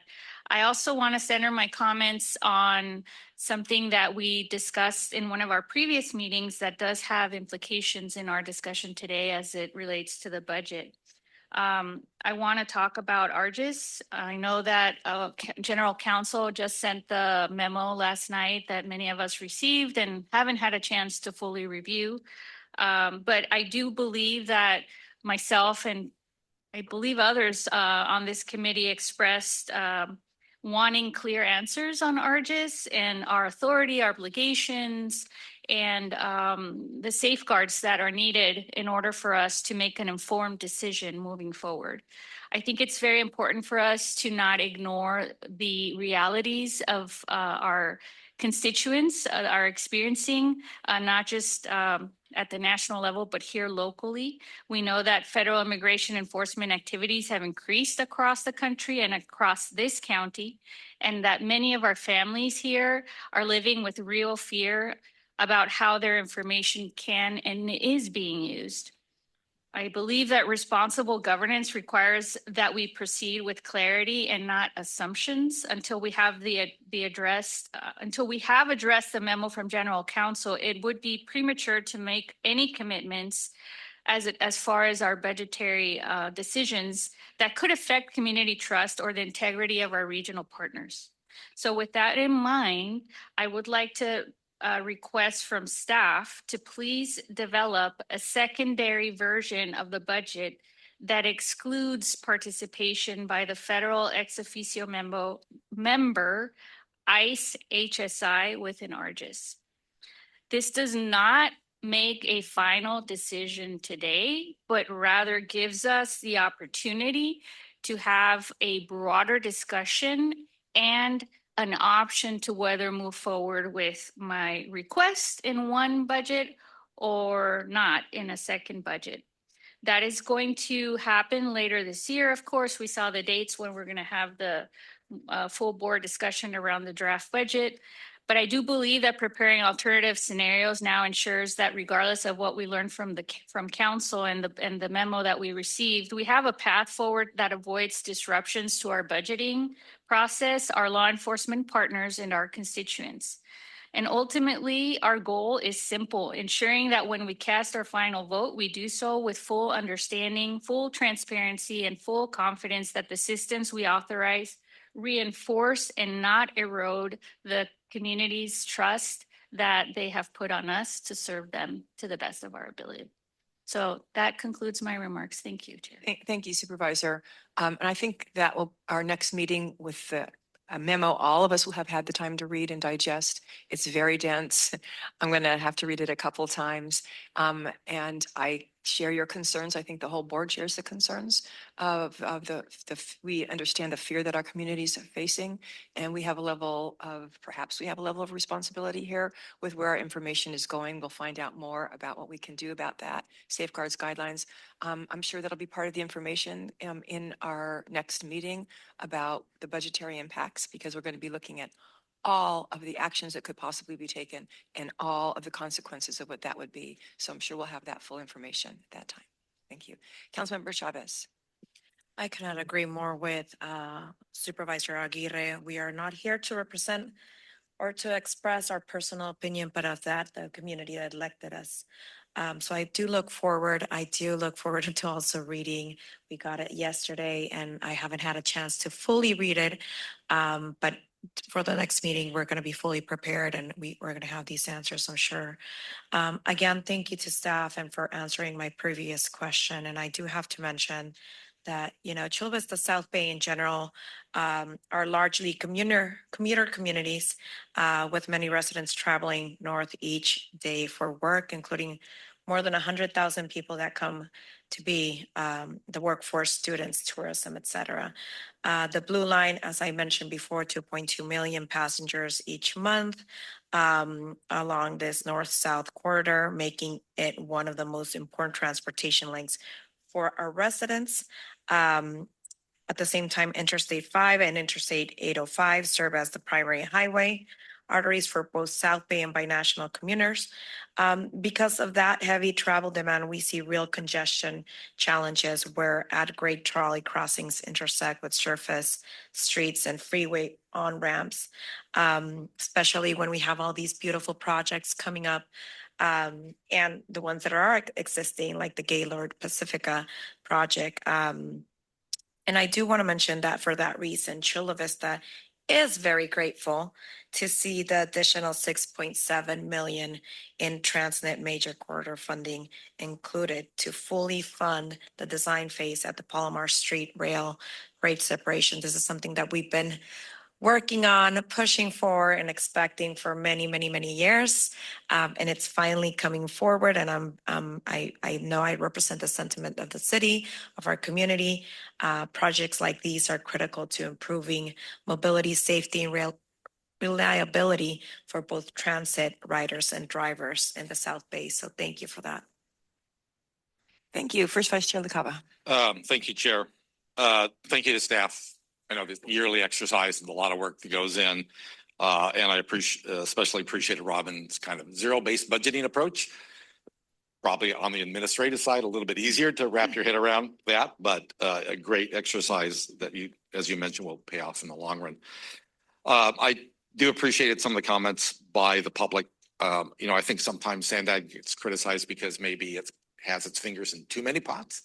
And so the thought of, while a lot of things the public brought up, I think are really worthy things, I'm not sure it's a good idea for SANDAG to even get its fingers into more pots, trying to figure out where we would get the funding for that, have to increase staff to do that, more working groups, et cetera. We do have to figure out a way to address some of the issues that were raised by the public. I have a few questions, and I want to reemphasize the West Valley Bike Bridge. I know, Antoinette, you kind of did an initial response. I want the public to know that our office has already been working with SANDAG about it, as well as the San Diego River Conservancy, to talk about that. I know it is a line on the map. I know that it is an idea that somehow we ended up with half a bikeway on the south side of the river and the other half is on the north side of the river, and now we've got to figure out how to connect it in a safe way. My understanding, there's been like zero work. We have no idea whether that's a $1 project or a $100 million project at this point, right? I don't believe we've done even the initial planning Yeah. yet, Councilmember LaCava, just because there hasn't been funding. We've been focused on the EAP projects. Okay. And I know crossing the San Diego River, as well as all the natural habitat that's there, will present a lot of interesting challenges. But when you look at a map, and it's pretty obvious that that connection needs to happen in some way. And Don, I wanted to thank you because I think you gave us some ideas about how to get some initial seed funding through some of the SANDAG grants. And so we'll be looking at that. You've got to start somewhere to kind of build a little momentum, a little better information about how big of a project this is before we can really jump too far into that. But it's certainly, I will agree that it is certainly a worthwhile project for the city of San Diego to take on and complete that bikeway there. Did you want to offer any other thoughts? I wasn't sure you were getting ready to. No. Yes, I just wanted to appreciate the conversations that we have had. And certainly we are here as a resource to try to look for the funding that we can get started with. So to really look at the feasibility. Right now, this project is not part of the EAP project in the bike program, and there are more discussions to be had about the overall bike program as well. It's very funding constrained, so we do want to always work together to look for funding sources that can move these projects forward. Okay. And by chair, also probably to line up part of the conversation is that we've been talking about those priorities and what makes sense and what doesn't make sense. So, the Transnet early action plan the majority of the project make a lot of sense, but when Transnet got approved, San Diego State West wasn't in the game plan, right? So that's a density generator there. So things have changed from 20 years from now, or give or take 2 decades, that I think as a region, everybody, we need to get together and have a discussion of where are those generators and how do we want to connect them. I mean, San Diego State, Mission Valley, I believe, as they call it now, the Riverwalk project are all things that are creating intensity and just the amount of new construction that is happening in Mission Valley. So let me pivot a little bit. The Robinson Bikeway project, I don't think really has much allocation, and I think it's just a short gap. Is there anything that I can do as the city of San Diego that would help that? I know that gap is more than a gap. It's a real challenge out there. Are we making any efforts in that, or are we just? Yeah, it's one of the projects we've taken re-looking at, right? It was planned to get to construction here soon, but we're running into some technical things, mainly around the right of way. It looks like a very short, easy project. We're finding it's a little more complicated. So I don't have anything specific today in terms of a request. So the team is actually actively bringing on a right-of-way consultant to relook at that. So between the utility conflicts and the right-of-way through that area is very, very tight. We're kind of relook at the where we're at, making sure that we have everything in line and the right funding proposed for. Yeah, the curiosity got the better of me, and I finally went out there and looked at it and say, oh, I understand now why on paper it looks a little simpler than reality. Since this is only the executive committee, I did want to ask, I appreciated the pivot that SANDAG is making away from the mega projects that takes literally dozens of years to accumulate enough funds to be able to pull off and try to be a little more strategic. So I wanted to ask about 67. Is this budget doing anything different in terms of trying to do some earlier or faster projects on the 67? This budget added $5 million into the environmental phase and coordinate with Calgary. They're still in the environmental process looking through those alternatives. But in discussions with them, that $5 million will help them close a projected gap they kind of have between the draft to final, but also allows them to kind of further that exact discussion on different alternatives to make sure they can take each alternative a little farther to look at what opportunities are to phase that project. Okay. Obviously we all know there's a high interest, and I think there's a high agreement with that. The last question I'll have is, so we're going to talk about legislative platform next, but we're talking about SB 1087, which is trying to change the sustainable communities from a 4-year cycle to an 8-year cycle. That bill hasn't passed. Are we starting the budget for sustainable communities, assuming we're going to be on the four-year cycle? We'll still have to do an RTP every 4 years, so we are budgeting for that currently. You'll see there's funding to get the data analysis, the forecast started, and all of those activities we would have to do regardless of whether or not we're doing the sustainable community strategy. Okay, fair enough. All right, I'll close here again. Thank you for the good work, and I look forward to the discussion at the full board. Thank you. Councilmember Downey. Thank you. I want to get back to the question that you had asked Chair Huebner about the comment we got from the public in terms of we're doing a transit stop on a line that's on the map. And I just want to remind everybody, Coronado went through quite an exercise, and we appreciated the indulgence of the board because there was a new transit line put through the city. And then the assumption is it's a major transit stop because it happened to have linked to a ferry that does not work as a transit option. So I want us to be cognizant of that. When we put the line on there, we are now saying, possibly, this is a major transit stop in a place there never was one. So I just want to make sure the words we're using are correct. We know what we're doing when we say that, because it was my question. How can we not know where any transit stops are going to be on there? So I'm thinking if we won't know for cycles in the future, maybe we do something in the explanation, or maybe we have an idea where it's going to be just so people can start preparing, because that line starts a whole mechanism of things happening that I don't want to do unintentionally. Yeah, I hear that. Antoinette, do you have any comments on that as our planner? No, I don't know how, we address that. Again, we don't really know where the stops. We can make some assumptions based on where those major activity centers are, but we don't really know the details until we get into the next layers of planning for the routes. Actually, you said the magic words, major activities. Ours, there are no major activities. So maybe somehow, I'm not sure how, I'm just saying, as we're writing it up, be a little more cognizant of that. Let's not put certain neighborhoods and cities into trauma. Very good. Mayor Jones. Thank you so much, Chair. I just had a question about, and thank you, staff, for the very in-depth presentation. It's a big lift, and I think we all appreciate that. On the pavement and bridge structure on the 125, that's the 5.3. I think I might have missed it. That is toll road revenue that's being used for that? Yeah, so that's a capital improvement, like separate from the operations and maintenance.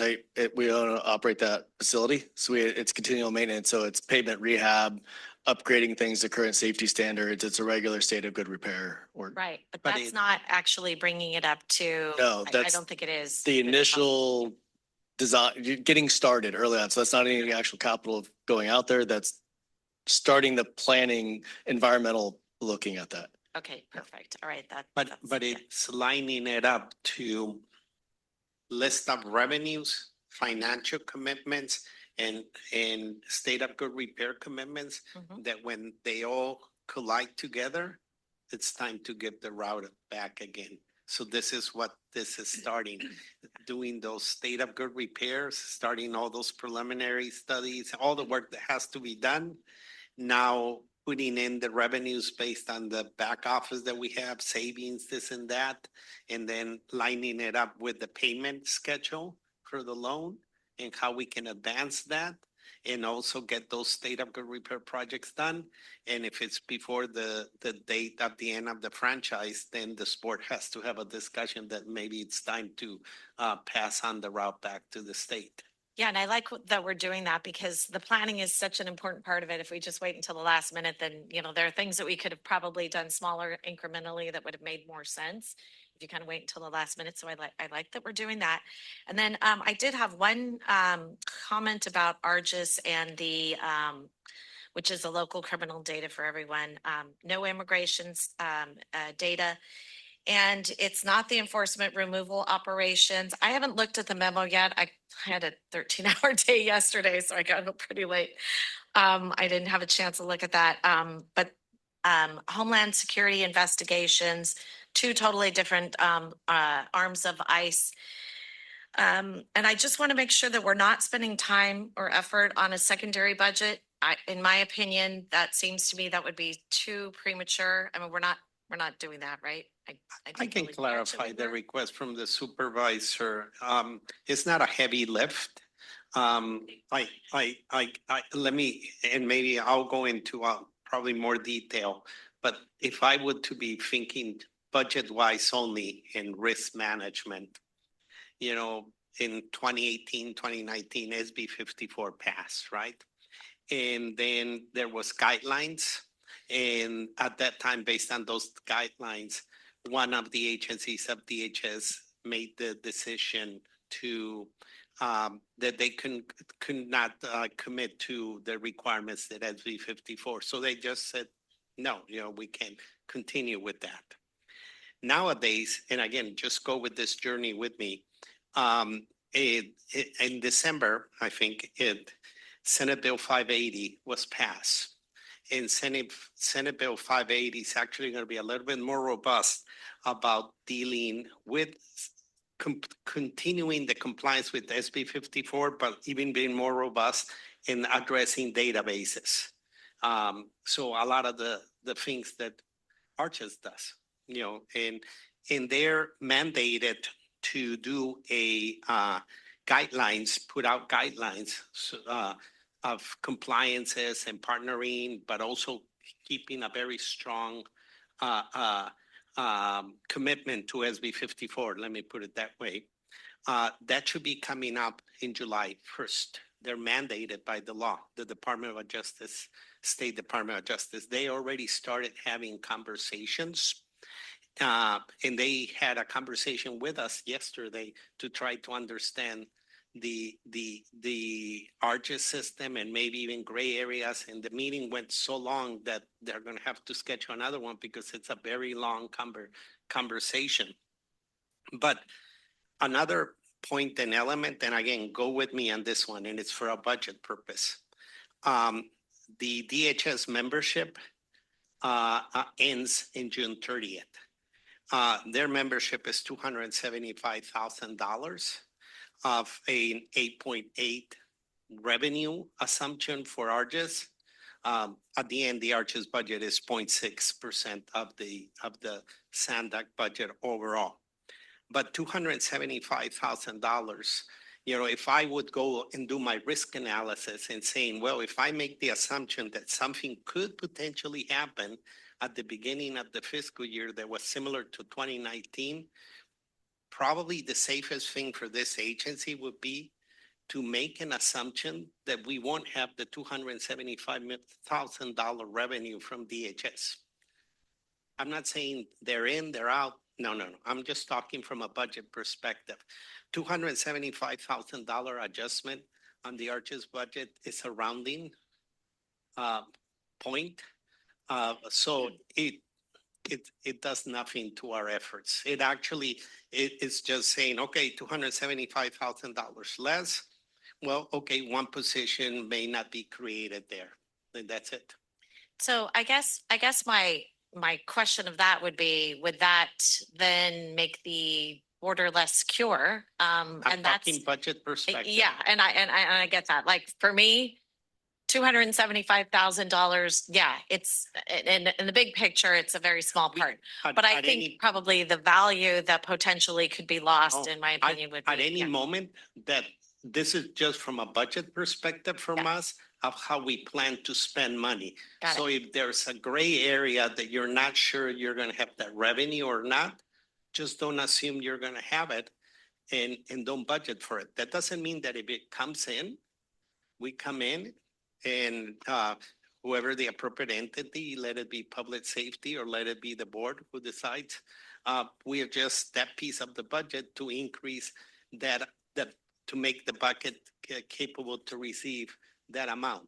But from the budget perspective, in setting the budget as a forecast for the future, 275,000, it's a one-liner, and Susan probably will tell me not that easy, but it's probably a two-liner, but it's not a heavy lift. Okay, and then what was the bill you said again? Was it SB 580? SB 580, it's in the memo. So we should, okay, perfect. So we definitely should be following that. We definitely should be following SB 54. And then to Supervisor Gary's concerns, I still think, I don't know, I mean, I haven't read the memo, but I still think that if we're able to get the California DOJ to actually do an investigation to prove up or prove not that ARGIS is following and I think you all will have time to discuss that in the very near future. Okay, all right, okay. I just wanted to touch on that for just a minute. And then again, great job, everyone. I know it's a lot of information to put together, and every year it's probably, I mean, I'm sure it's ongoing. It never really stops. I mean, that's how my city staff feels. It's just ongoing, worrying about, okay, are we going to have enough money? What if there's some change? And, you know, I mean, when we have such a volatile economy, I know that it's really hard. And, you know, when I look at our residents and how tough things are on them, you know, every single thing, you know, we're always scraping for, as I call it, OPM, which is, you know, grants and that sort of thing. I always think it's really important. So anyway, thank you to all of you for all your hard work. Yeah, thank you so very much.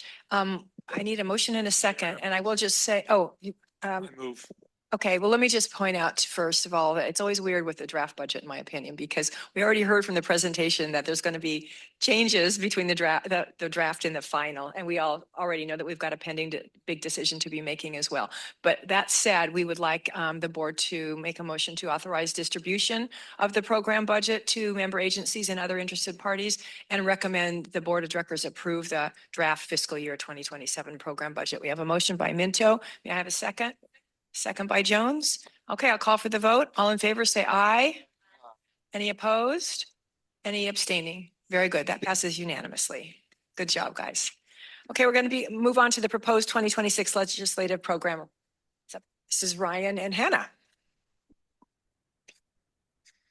Good morning, Chair, committee members. I'll be presenting today's legislative report, which does, as prefaced, include review of the 2026 legislative program, also includes position recommendations on 2 bills and an update on SB 79 cleanup legislation. So the 2026 legislative program included in your agenda packets in red line is largely consistent with last year's program, but the document has been streamlined this year from 32 down to 25 consolidated goals. There have been some minor changes and additions based on feedback we've received from board conversations and our policy committees, and I'll walk through what's changed and why. The program maintains all substantive priorities as mentioned from last year while introducing consolidations that make our positions stronger and easier to communicate. For example, we previously had separate items for public safety communications and emergency preparedness and communications. Those are now combined into a single, stronger item, which is goal number 14 in this case, and that covers the full spectrum of public safety infrastructure needs. Some specific other changes worth highlighting. Housing priorities in goal number 10 saw several changes based on a discussion with the Regional Planning Committee in January with Chair Downey and Supervisor Aguirre and others. The committee wanted RENA reform elevated as our top housing priority, and that now explicitly leads the section. They also emphasized protecting existing affordable housing and suggested we focus the social housing reference on moderate and low income housing to align with regional needs and funding realities. Funding protection has also been strengthened in goals 1 and 2. We've added explicit language opposing efforts to reduce dedicated transportation revenues, something that's increasingly important in the current fiscal environments in both Sacramento and DC. We've also updated cap and trade to cap and invest throughout, which is the current program name. The last thing I'll highlight is that we've consolidated and strengthened 2 related fiscal flexibility goals into goal 16. That's now one comprehensive item on governmental efficiency that includes opposition to unfunded mandates and support for regional fiscal autonomy. The full program with all changes shown in red line format again is in your packet. The consolidations create a document that's easier for legislators and partners to understand while maintaining and in many cases strengthening our policy positions. So next I will move on to asking for positions on 2 bills. First, we're recommending a sponsor position on SB 1087 as prefaced by the Council President by Senator Cabaldon. This legislation is a product of extensive collaboration between CalCog and the state's 4 large MPOs, including SANDAG, and was developed through regular stakeholder working group meetings over the past year. This bill would reform SB 375 in 2 important ways. First, it would require sustainable community strategy in every second regional transportation plan cycle rather than every cycle. Second, it would reform how SB 1 local planning grants are distributed, moving from a competitive grant process to a population-based formula. The every other cycle approach recognizes that the SES process is enormously resource intensive and not every 4-year cycle warrants a full SCS revision. This would allow us to focus those resources on actual project and program delivery between SCS updates while maintaining the core greenhouse gas reduction framework of SB 375. The formula-based distribution would give our region more predictable planning funding instead of competing for grants each year. The bill aligns directly with item 6 in our legislative program on SB 375 reform, and it's exactly the kind of practical reform that we've been advocating for in Sacramento.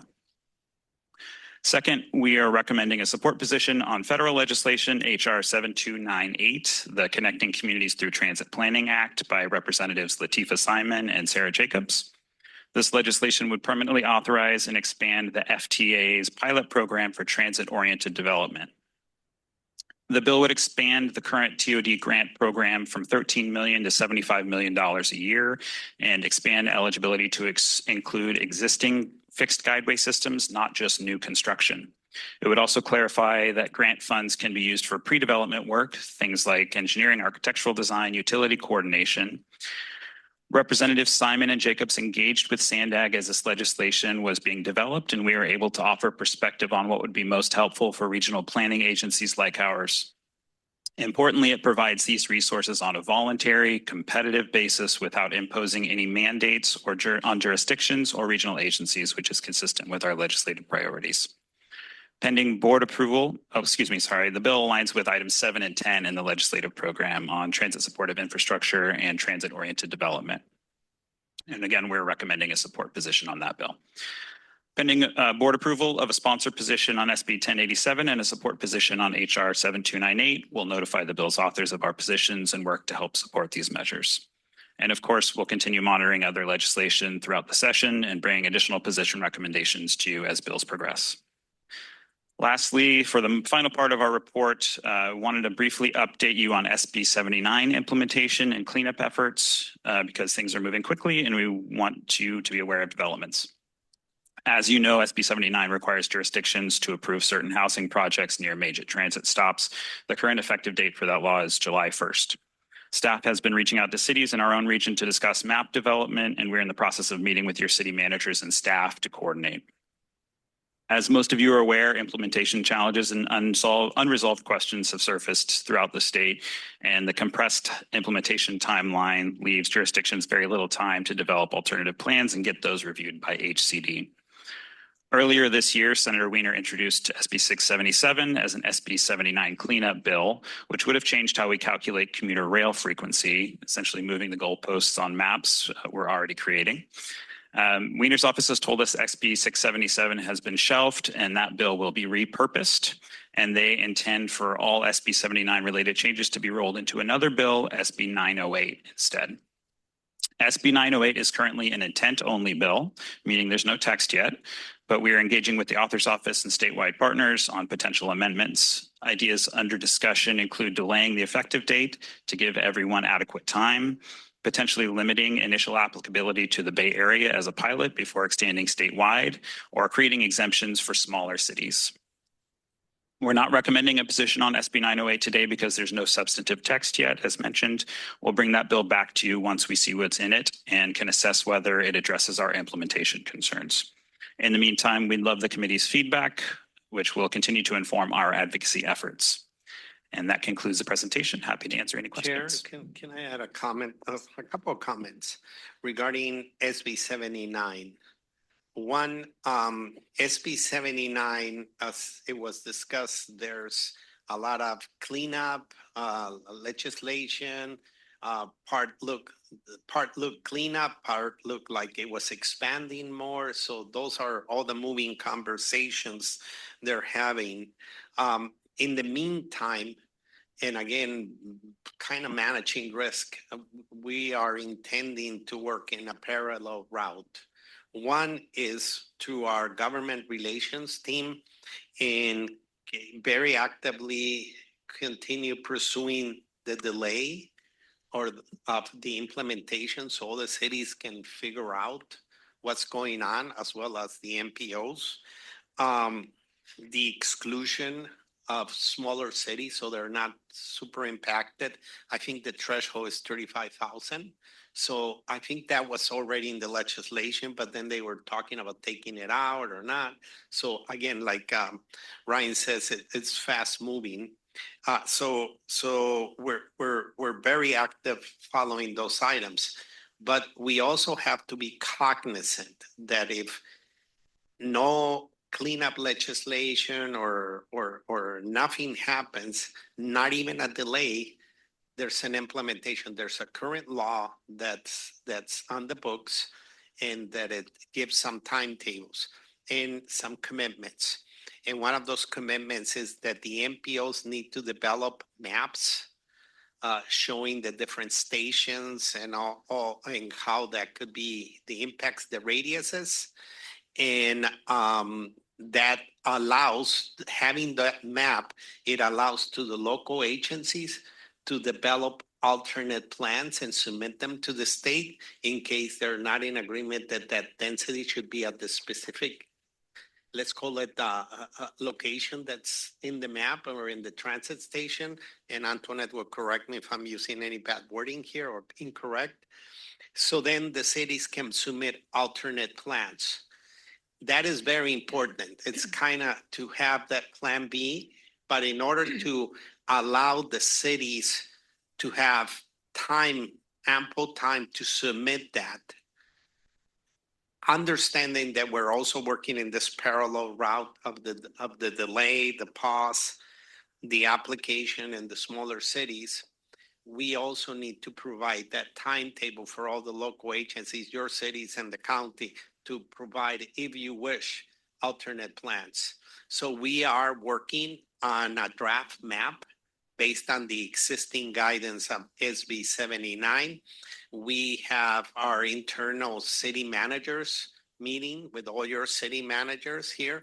We will discuss that at that point, and most probably shortly after, at the end of the month, we will be publishing a draft map.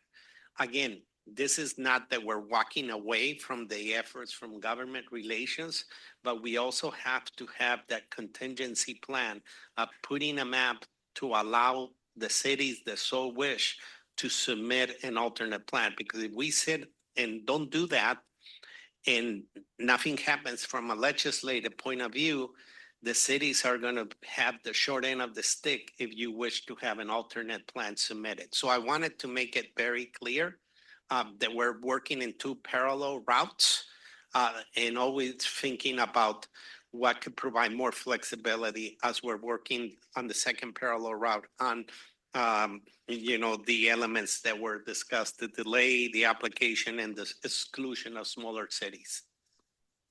Very good. Are there any questions of staff? Mayor Jones. Well, I don't know if it's possible, but I bring this up all the time, how much I love mandates. I'm kidding. I can't stand them. Everyone knows how much I just can't stand them. Anyway, but and I brought this up to some of the legislators in the past. When you look at the percentage of affordable housing in the county and the separate cities, we have National City at 13.09%. And then we have San Marcos at 10.73%. I double checked my number because I knew it was right around 11%. And, again, don't like mandates, but we're doing everything we can to actually get the affordable housing built. And that's out of our total housing stock. I have more in the queue. I'm sure everyone else does. The problem is the funding. And, when you've got a development that has been approved for many years and it's just waiting for the tax credits, it's very frustrating because, again, back in 2012, when redevelopment agencies were dissolved, it has become an issue that we can't actually build the housing. And since the cities don't actually build it, it's just very frustrating. So in my opinion, I think we even should go a little bit more. And I think you've got cities like, I want to say Carlsbad is right at 6% or right around 6%. Why don't we ask for something a little bit extra? Why don't we say, and I'm going to bring this up, I'm actually going to see Assemblymember Patel today. Why don't we ask for something a little bit further of, if we get, like an incentive to say, hey, if you meet 6% of your housing as deed restricted affordable, then you don't have to follow the density bonus laws because, I have, I know I'm a broken record on this one, but the developer that wants to put 160 units, 6 stories tall in the middle of a single story residential neighborhood, mostly Hispanic, not a lot of street parking already, that can't just get up and move. They can't sell their houses. It's a working class community. And this developer wants to put this 6-story building with 40 parking spaces. It's not acceptable. I've got them down. They're saying now 53 and 53. I'll believe it when I see it, when they actually submit. But, the only reason they haven't submitted is I said, well, I'm going out door to door and letting everyone know what you're doing to degrade their quality of life. And it's not in my hands because it shouldn't be that the cities don't have that local control. So anyway, I bring this up. What are the thoughts of trying to get, we have 6% deed restricted affordable in our cities, where we say, okay, the density bonus, we still want to hit our targets, of course, but that the density bonus does not actually impact our communities. Do you mean the density bonus or the mandates of SB 79? Well, when I talk about SB 79, I think it should be density bonus and SB 79. It should be all of the mandates, because at the end of the day, I mean, we're trying. I know we're all trying, and we've got all these things on our books that, hey, if I had the funding, I could actually build some affordable housing. I mean, there's no ifs, ands, or buts. We all know people are really struggling to pay their rent and, to not become homeless, to not couch surf. I mean, Remember, this we're is struggling. questions. Yeah. So anyway, I just, what are the thoughts of saying, hey, what if we were to ask for, if we're meeting like a 6%, that we don't have to have density bonus, we don't have to follow SB 79 and this new one, even 677. I don't know. I'm just throwing it Hold out there. that thought, and we'll save Yeah. that for discussion after we hear from the public, and then we'll consider that in all of our comments. Okay. All right. Well, I guess I won't have to speak a second time. That sounds fun. But Whatever you'd like to do, Mayor Jones, that's fine. Let's go to public comments, please, Michael. Yes, we have 3 in person and we have 4 online. First is allegedly Audra, followed by Cesar Javier. This is the proposed 2026 legislative program. Yes, the public actually pays attention. This is the legislation I'm talking about that has to come down the pike in order for you guys to get funding, so then you can create your programs and all your policies that are doing what you're doing now, which is impeding our ability to travel and many other things. You are controlling the movements and putting people into a zone, 15-minute zone, by calling it a complete community and all of these things. And it's just interesting to see that you guys know these things don't actually work, like the VMT mitigation.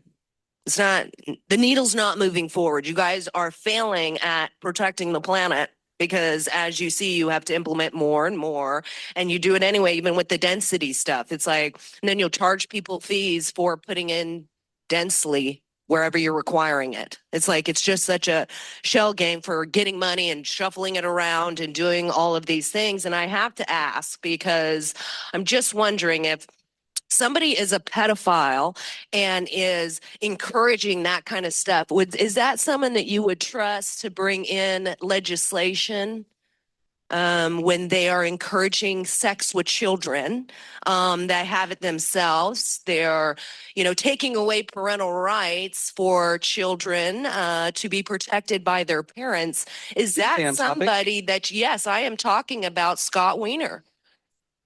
Do you think that he is equipped to be making decisions for anybody when he thinks that having sex with children should be legal and the age of consent should continue to go down? Do you guys?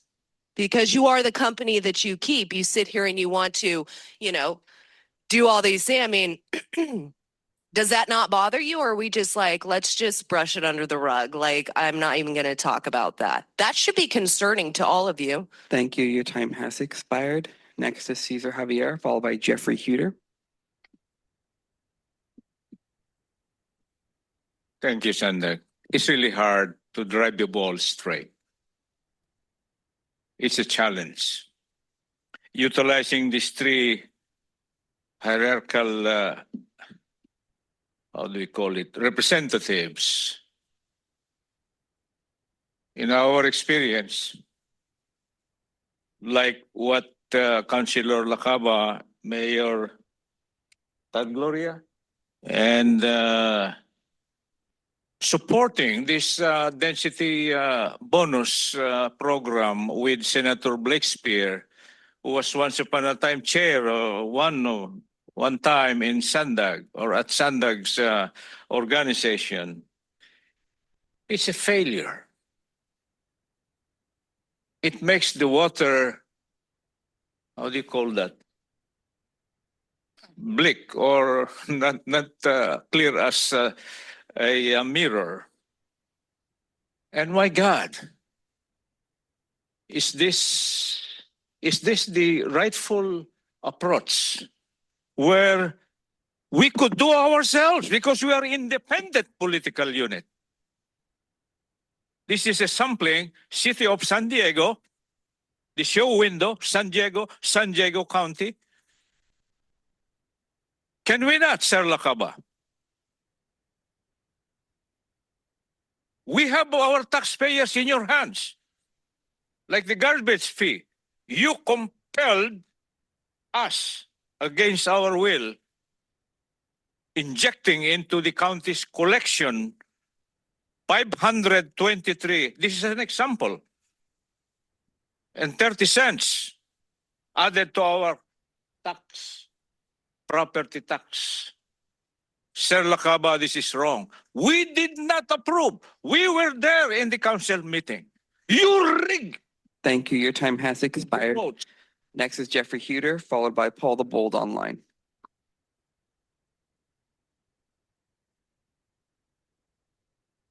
Thank you, board members. First of all, I'd like to express our support, Neighbors for a Better San Diego, for SB 1087. I think it recognizes the complexity of doing the planning work that you do.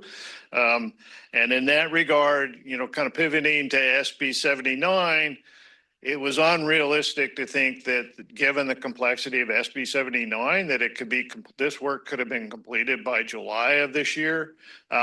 SB 6677 was unmistakably a change in the scope of SB 79.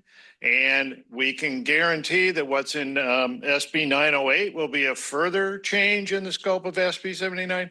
And it makes no sense to say you're going to do one plan, alternative plan for July 1st and another alternative plan for January 1 of next year or July or whenever that's going to be. It's just not realistic to think that you're going to have these dual tracks. And aside from the capacity of our planning departments, ACD doesn't have the capacity to deal with these dual tracks as well. In terms of proposed changes to SB 79, I think given the realities of how to do this, and San Diego has been through this, the planning department has put together a memo for consideration of the council that has a lot of, I think, very good ideas based on the ground experience with trying to do this sort of formulaic upzoning. And I think those are worth considering. More broadly, the things we would like to see is it makes no sense to use anything but a walking distance standard for people walking to transit. And we'd like to see that put into the bill as the defining uniform standard, not a limitation of 1 mile. I think the other thing is we do a lot of work to address these issues, and the city comes in and overrides this. There should be some exemption for people that have certified arena housing elements and Thank do you. that. Your time has expired. Next is Paul the Bold online, followed by Blair Beekman.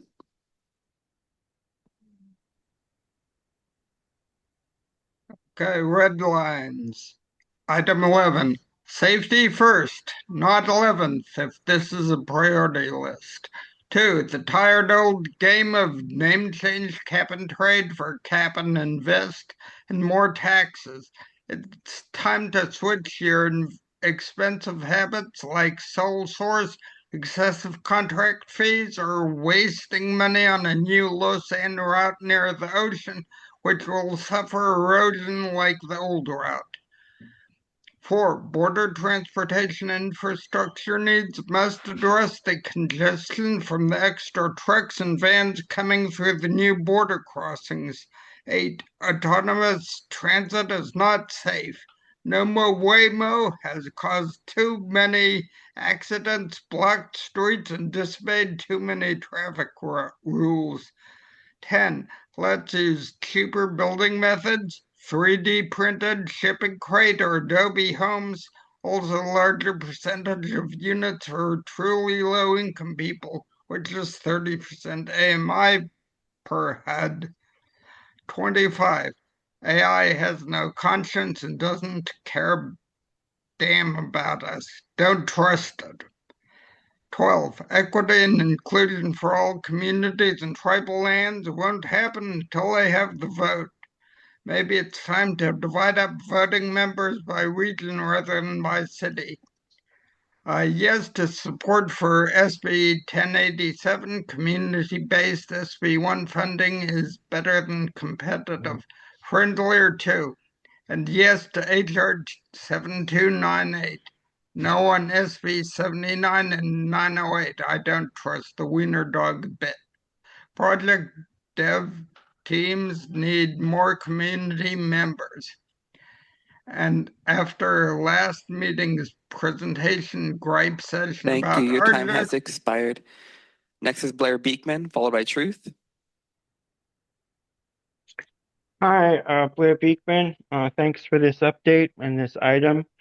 I guess items of concern for myself, a main issue is working with federal agencies to work on the future of transportation development. I'm assuming that's housing development, if I understood that correctly, and possibly, working on the density issues.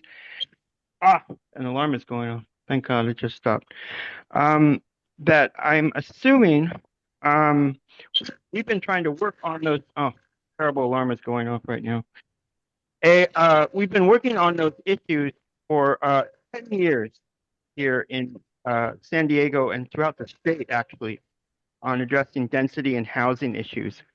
To me, that is a very good example of possible practices that have come down from the UN and federal level that our local cities have just had to really grapple with and work on and consider as local communities that I think can be creative. It can offer solutions. It's just a matter that we have to apply ourselves at the local level.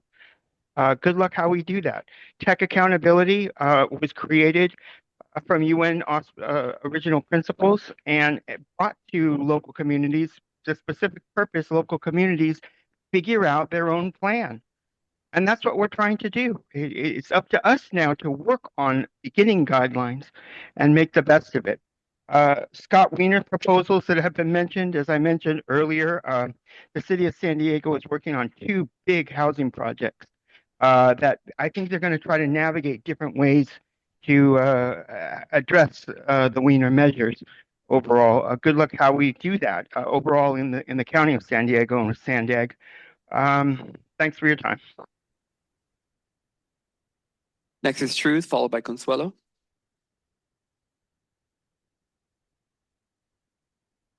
Rebecca, welcome to the Broken Record Club. Yes, people can move outside of California where they don't have to worry about this stupid stuff. Policy number 1, it's impossible to increase federal funding when you have members like the county, Manuela and Joel, wasting tax dollars on suing DHS to fight the Trump agenda. Well, buckle up, babies, because consequences are coming to San Diego soon. Losing $275,000 from DHS is just the beginning. No to policy number 7 and its disproven and destructive theories like 100% taxpayer-funded transit, NGOs, transit lanes, and complete communist streets that only lead to increased crime, traffic fraud, waste, and abuse. No to policy number 8, autonomous cars that continue to cause traffic and malfunction, including breaking down in winter, stopping in power outages, speeding past school buses, having remote operators in foreign countries, and even blocking ambulances during a mass shooting. Add a policy that all CEO memos are publicly posted on the SANDAG website. I stand by my principle. If pervert Scott Wiener's name is on it, default reject it. Because delaying SB 79 isn't going to make it any better that Wiener wants to destroy California, giving corporate developers free stack and pack dibs on valuable coastal properties. But in a way, it's hilarious that those who voted for these leftist politicians and policies are only just now feeling the effects that have already been destroying the city of San Diego. North County Coastal is next to reap the gentrification it's sown. Not sure why DOT would wait to consider preventing federal funds going to unauthorized immigrants using transit on the taxpayer's dime. That should have been a day one change. Biased Peter Pizer claims Trump demanded Penn Station and Dulles Airport be named after him, but I saw no evidence that Trump ever said that. Biased Peter Pizer also called Alex Preddy's death a tragic killing, suggesting that law enforcement is guilty of a crime when they did their job responding to criminals obstructing justice. It's tragic we have so many domestic terrorists on our streets and in government who want to kill America, Manuela. Fire Peter Pizer and empower Argis. Next is Consuelo, followed by our last public comment, Andrea Ebbing.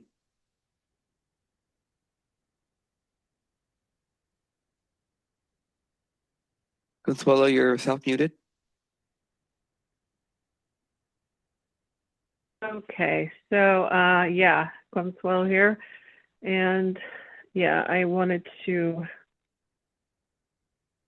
let's see, what was I making notes? Oh yeah, 40 parking spaces. Mayor Jones, I for one do not mine sounding like a broken record. What part of the UN agenda and drivers getting penalized aren't you understanding? That includes parking as well. Sugar button. They are moving forward, full steam ahead, pedophiles taking the lead, and you are all just so afraid to even step out of your box thoughts to begin to critically think. Time to wake up. You are entirely complicit in the direction our county and world are headed. You will not be spared. You are all easily disposable. AI will shortly be taking your jobs too. Mark my words. You can be a part of a new system. The system is over, gone.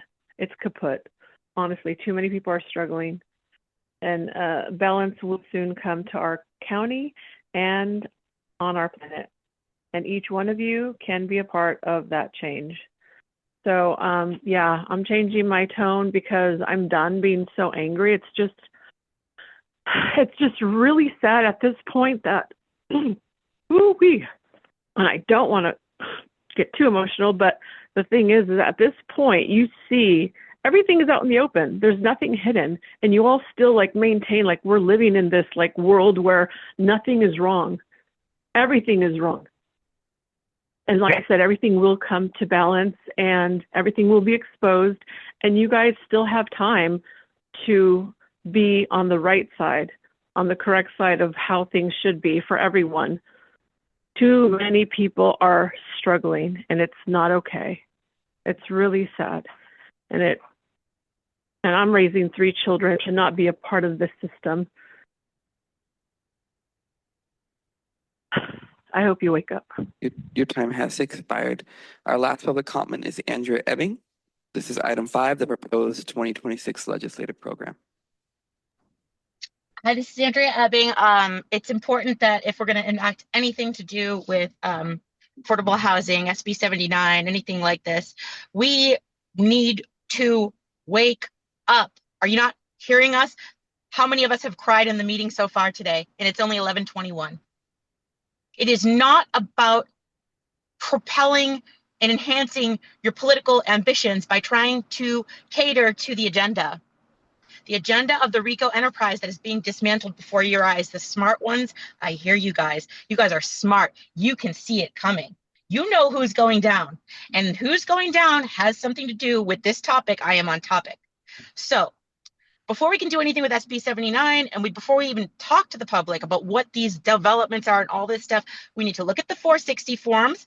And this very moment in time, the things that I would like your group to look at before making any decisions on any of this are these names from Summer Stephan, the head of the RICO enterprise that oversees SANDAG, oversees the county, oversees city, all the placements, everything that's happening. And by the way, when we're all upset and everybody can kind of see that the voters are not going to have this bullshit anymore.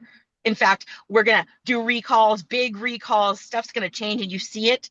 When you start to feel it and we see you feeling it, do not go into immigration, Paloma. Don't start talking about immigration, okay? You have locals that are not immigrants or illegals that are suffering right the fuck in front of you, excuse my language. So let's talk about the people that are paying Summer Stephan and how it relates to Summer SB 79. Hamul India Village West Development, Home Fed Rancho Fernida, Cal State Real Estate PAC, California Apartment Association, Tri Homes, La Playa, Ryan Green, Kim Green, The Point Homes, Hayes for Lakeside Union. Okay, sorry. Here we go. Let's see. Real Estate PAC, California Apartment Association, T2 Borrego Springs, Loma San Marcos. Thank you. Your time has expired. That concludes our public comment on this item, Chair. Thanks so much. Okay, we'll go to member discussion. First, Vice Chair Bakava. All right. Thank you, Chair. Thank you for the good work in putting this legislative platform forward. I know that we're not going to be taking any action on SB 908 until I really do that. But I like all 3 of the bullet points. Delay the effective date, make it a pilot program only for the Bay Area, and creating exemption for our smaller cities. So you got a big plus side for me on that. I know there's a lot more conversation on that. So with that, I think the rest of the legislative platform, I think is well thought out, and I appreciate the good work. Chair, I'm actually going to make a motion to move the staff recommendation with one amendment, and that speaks to item 8, which is referring to autonomous vehicles. Some of the public spoke to that. Ironically, UC San Diego, who is also a leader in the technology, also did a study that says the public doesn't trust autonomous vehicles going forward. And MTS, our brothers and sisters over there, actually put a pretty strong motion together over there. So I want to amend item 8 to add a sentence that says support legislation that provides cities and or counties with local control over autonomous vehicle deployment. Very good. May I have a second to that two-part motion? Second by Minto. And second Vice Chair Minto, would you like to speak?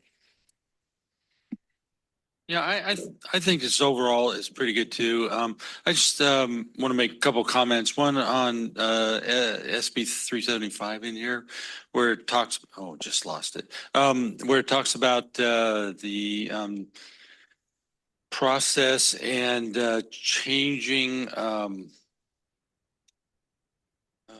Sorry, my screen blanked out here for a second. It talked about where we look at different conditions warranting the cycles and different things, and it talked about money that is granted to municipalities and counties. And my concern is that a lot of times we'll do certain projects, or we'll have maintenance projects that actually are right at the end of a city street. For instance, in my city, let's say I'm doing Mission Gorge Road, and I want to do a certain amount of work that needs to be done going into San Diego on Mission Gorge Road. Well, we know that that's a heavily traveled road by both San Diego and Santee, for instance, not to mention all the other hundreds of cars that come down that road. And there's so many places like that throughout the county, well, throughout the state. And so if we're basing the allocation of money just on population, then we're going to get a lot of smaller cities are going to get shortchanged.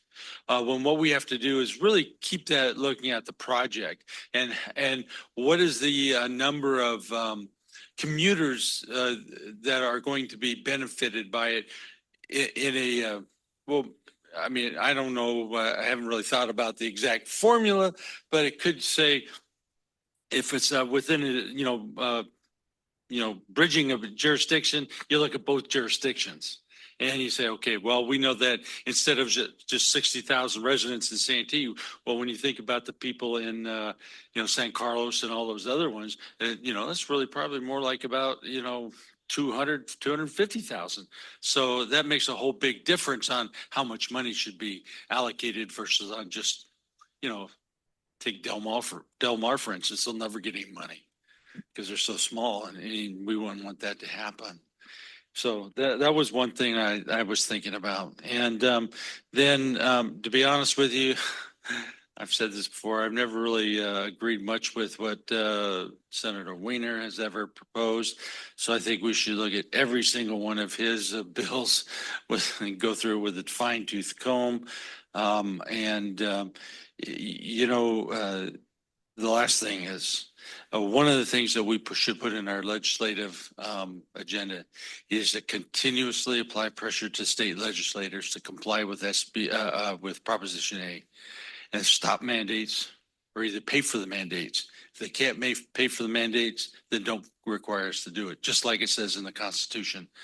If we can get a senator, or we can get an assembly member to actually write a bill that says that they would do that, they would, compel them to comply with the state constitution. It's too bad you'd have to think about them creating a law that says they have to comply with the state constitution. But you know what? We need to put pressure on them, because if we didn't take that money away from our counties, municipalities, and our school districts, they'd have a lot more money to apply for things like affordable housing. That's all I got to say about that. Got it. Thanks so much. I appreciate your comments on 1087. I had some thoughts the same way. So maybe, and I know that the conversations are continuing. That bill has not been completely fleshed out. So if you can, also speak up for that. I know that Mayor Jones spoke a little bit about her issue, and I am from a small city that has been captured by SB 677/908. And if you could just indulge me for a moment to capture with you why I think it's a smart thing for us to push very strongly to exempt cities of 35,000 population and lower. And that is if you think about the size of small cities, ours is 3.4 square miles. The radius that defines SB 79 development areas is way bigger in proportion in our city than it would be. The city of San Diego, it's about 1%. I think San Francisco, it's about 3%. We're almost 30% that it would capture for us, taking away all of our land use authority down in our downtown area. Our train station is right at the beach, a short half block away from the beach. It's where the Cedros Design District is, where our 101 is, where lots of dense small neighborhoods are. And those would all be subject to, by right, not approval, but just by right, 8 stories, which is up to 96 feet tall. The infrastructure that would have to be built to be able to service that would bankrupt the city. And the bill pretty much says, hey, it's up to you to figure it out. And first of all, nobody's going to pay for a tax in our city for something they don't want.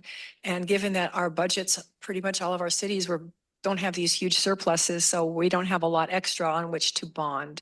So it would be quite distressful, to say the least, for our city, and how we would have to, we'd have to assess the water. We'd have to figure out how to do new stormwater drains. We'd have to figure out new sewer systems.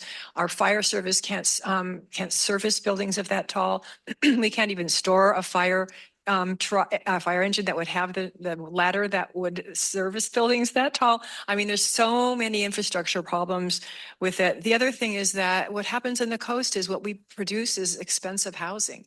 Affordable housing is at $3,750. That's a moderate level.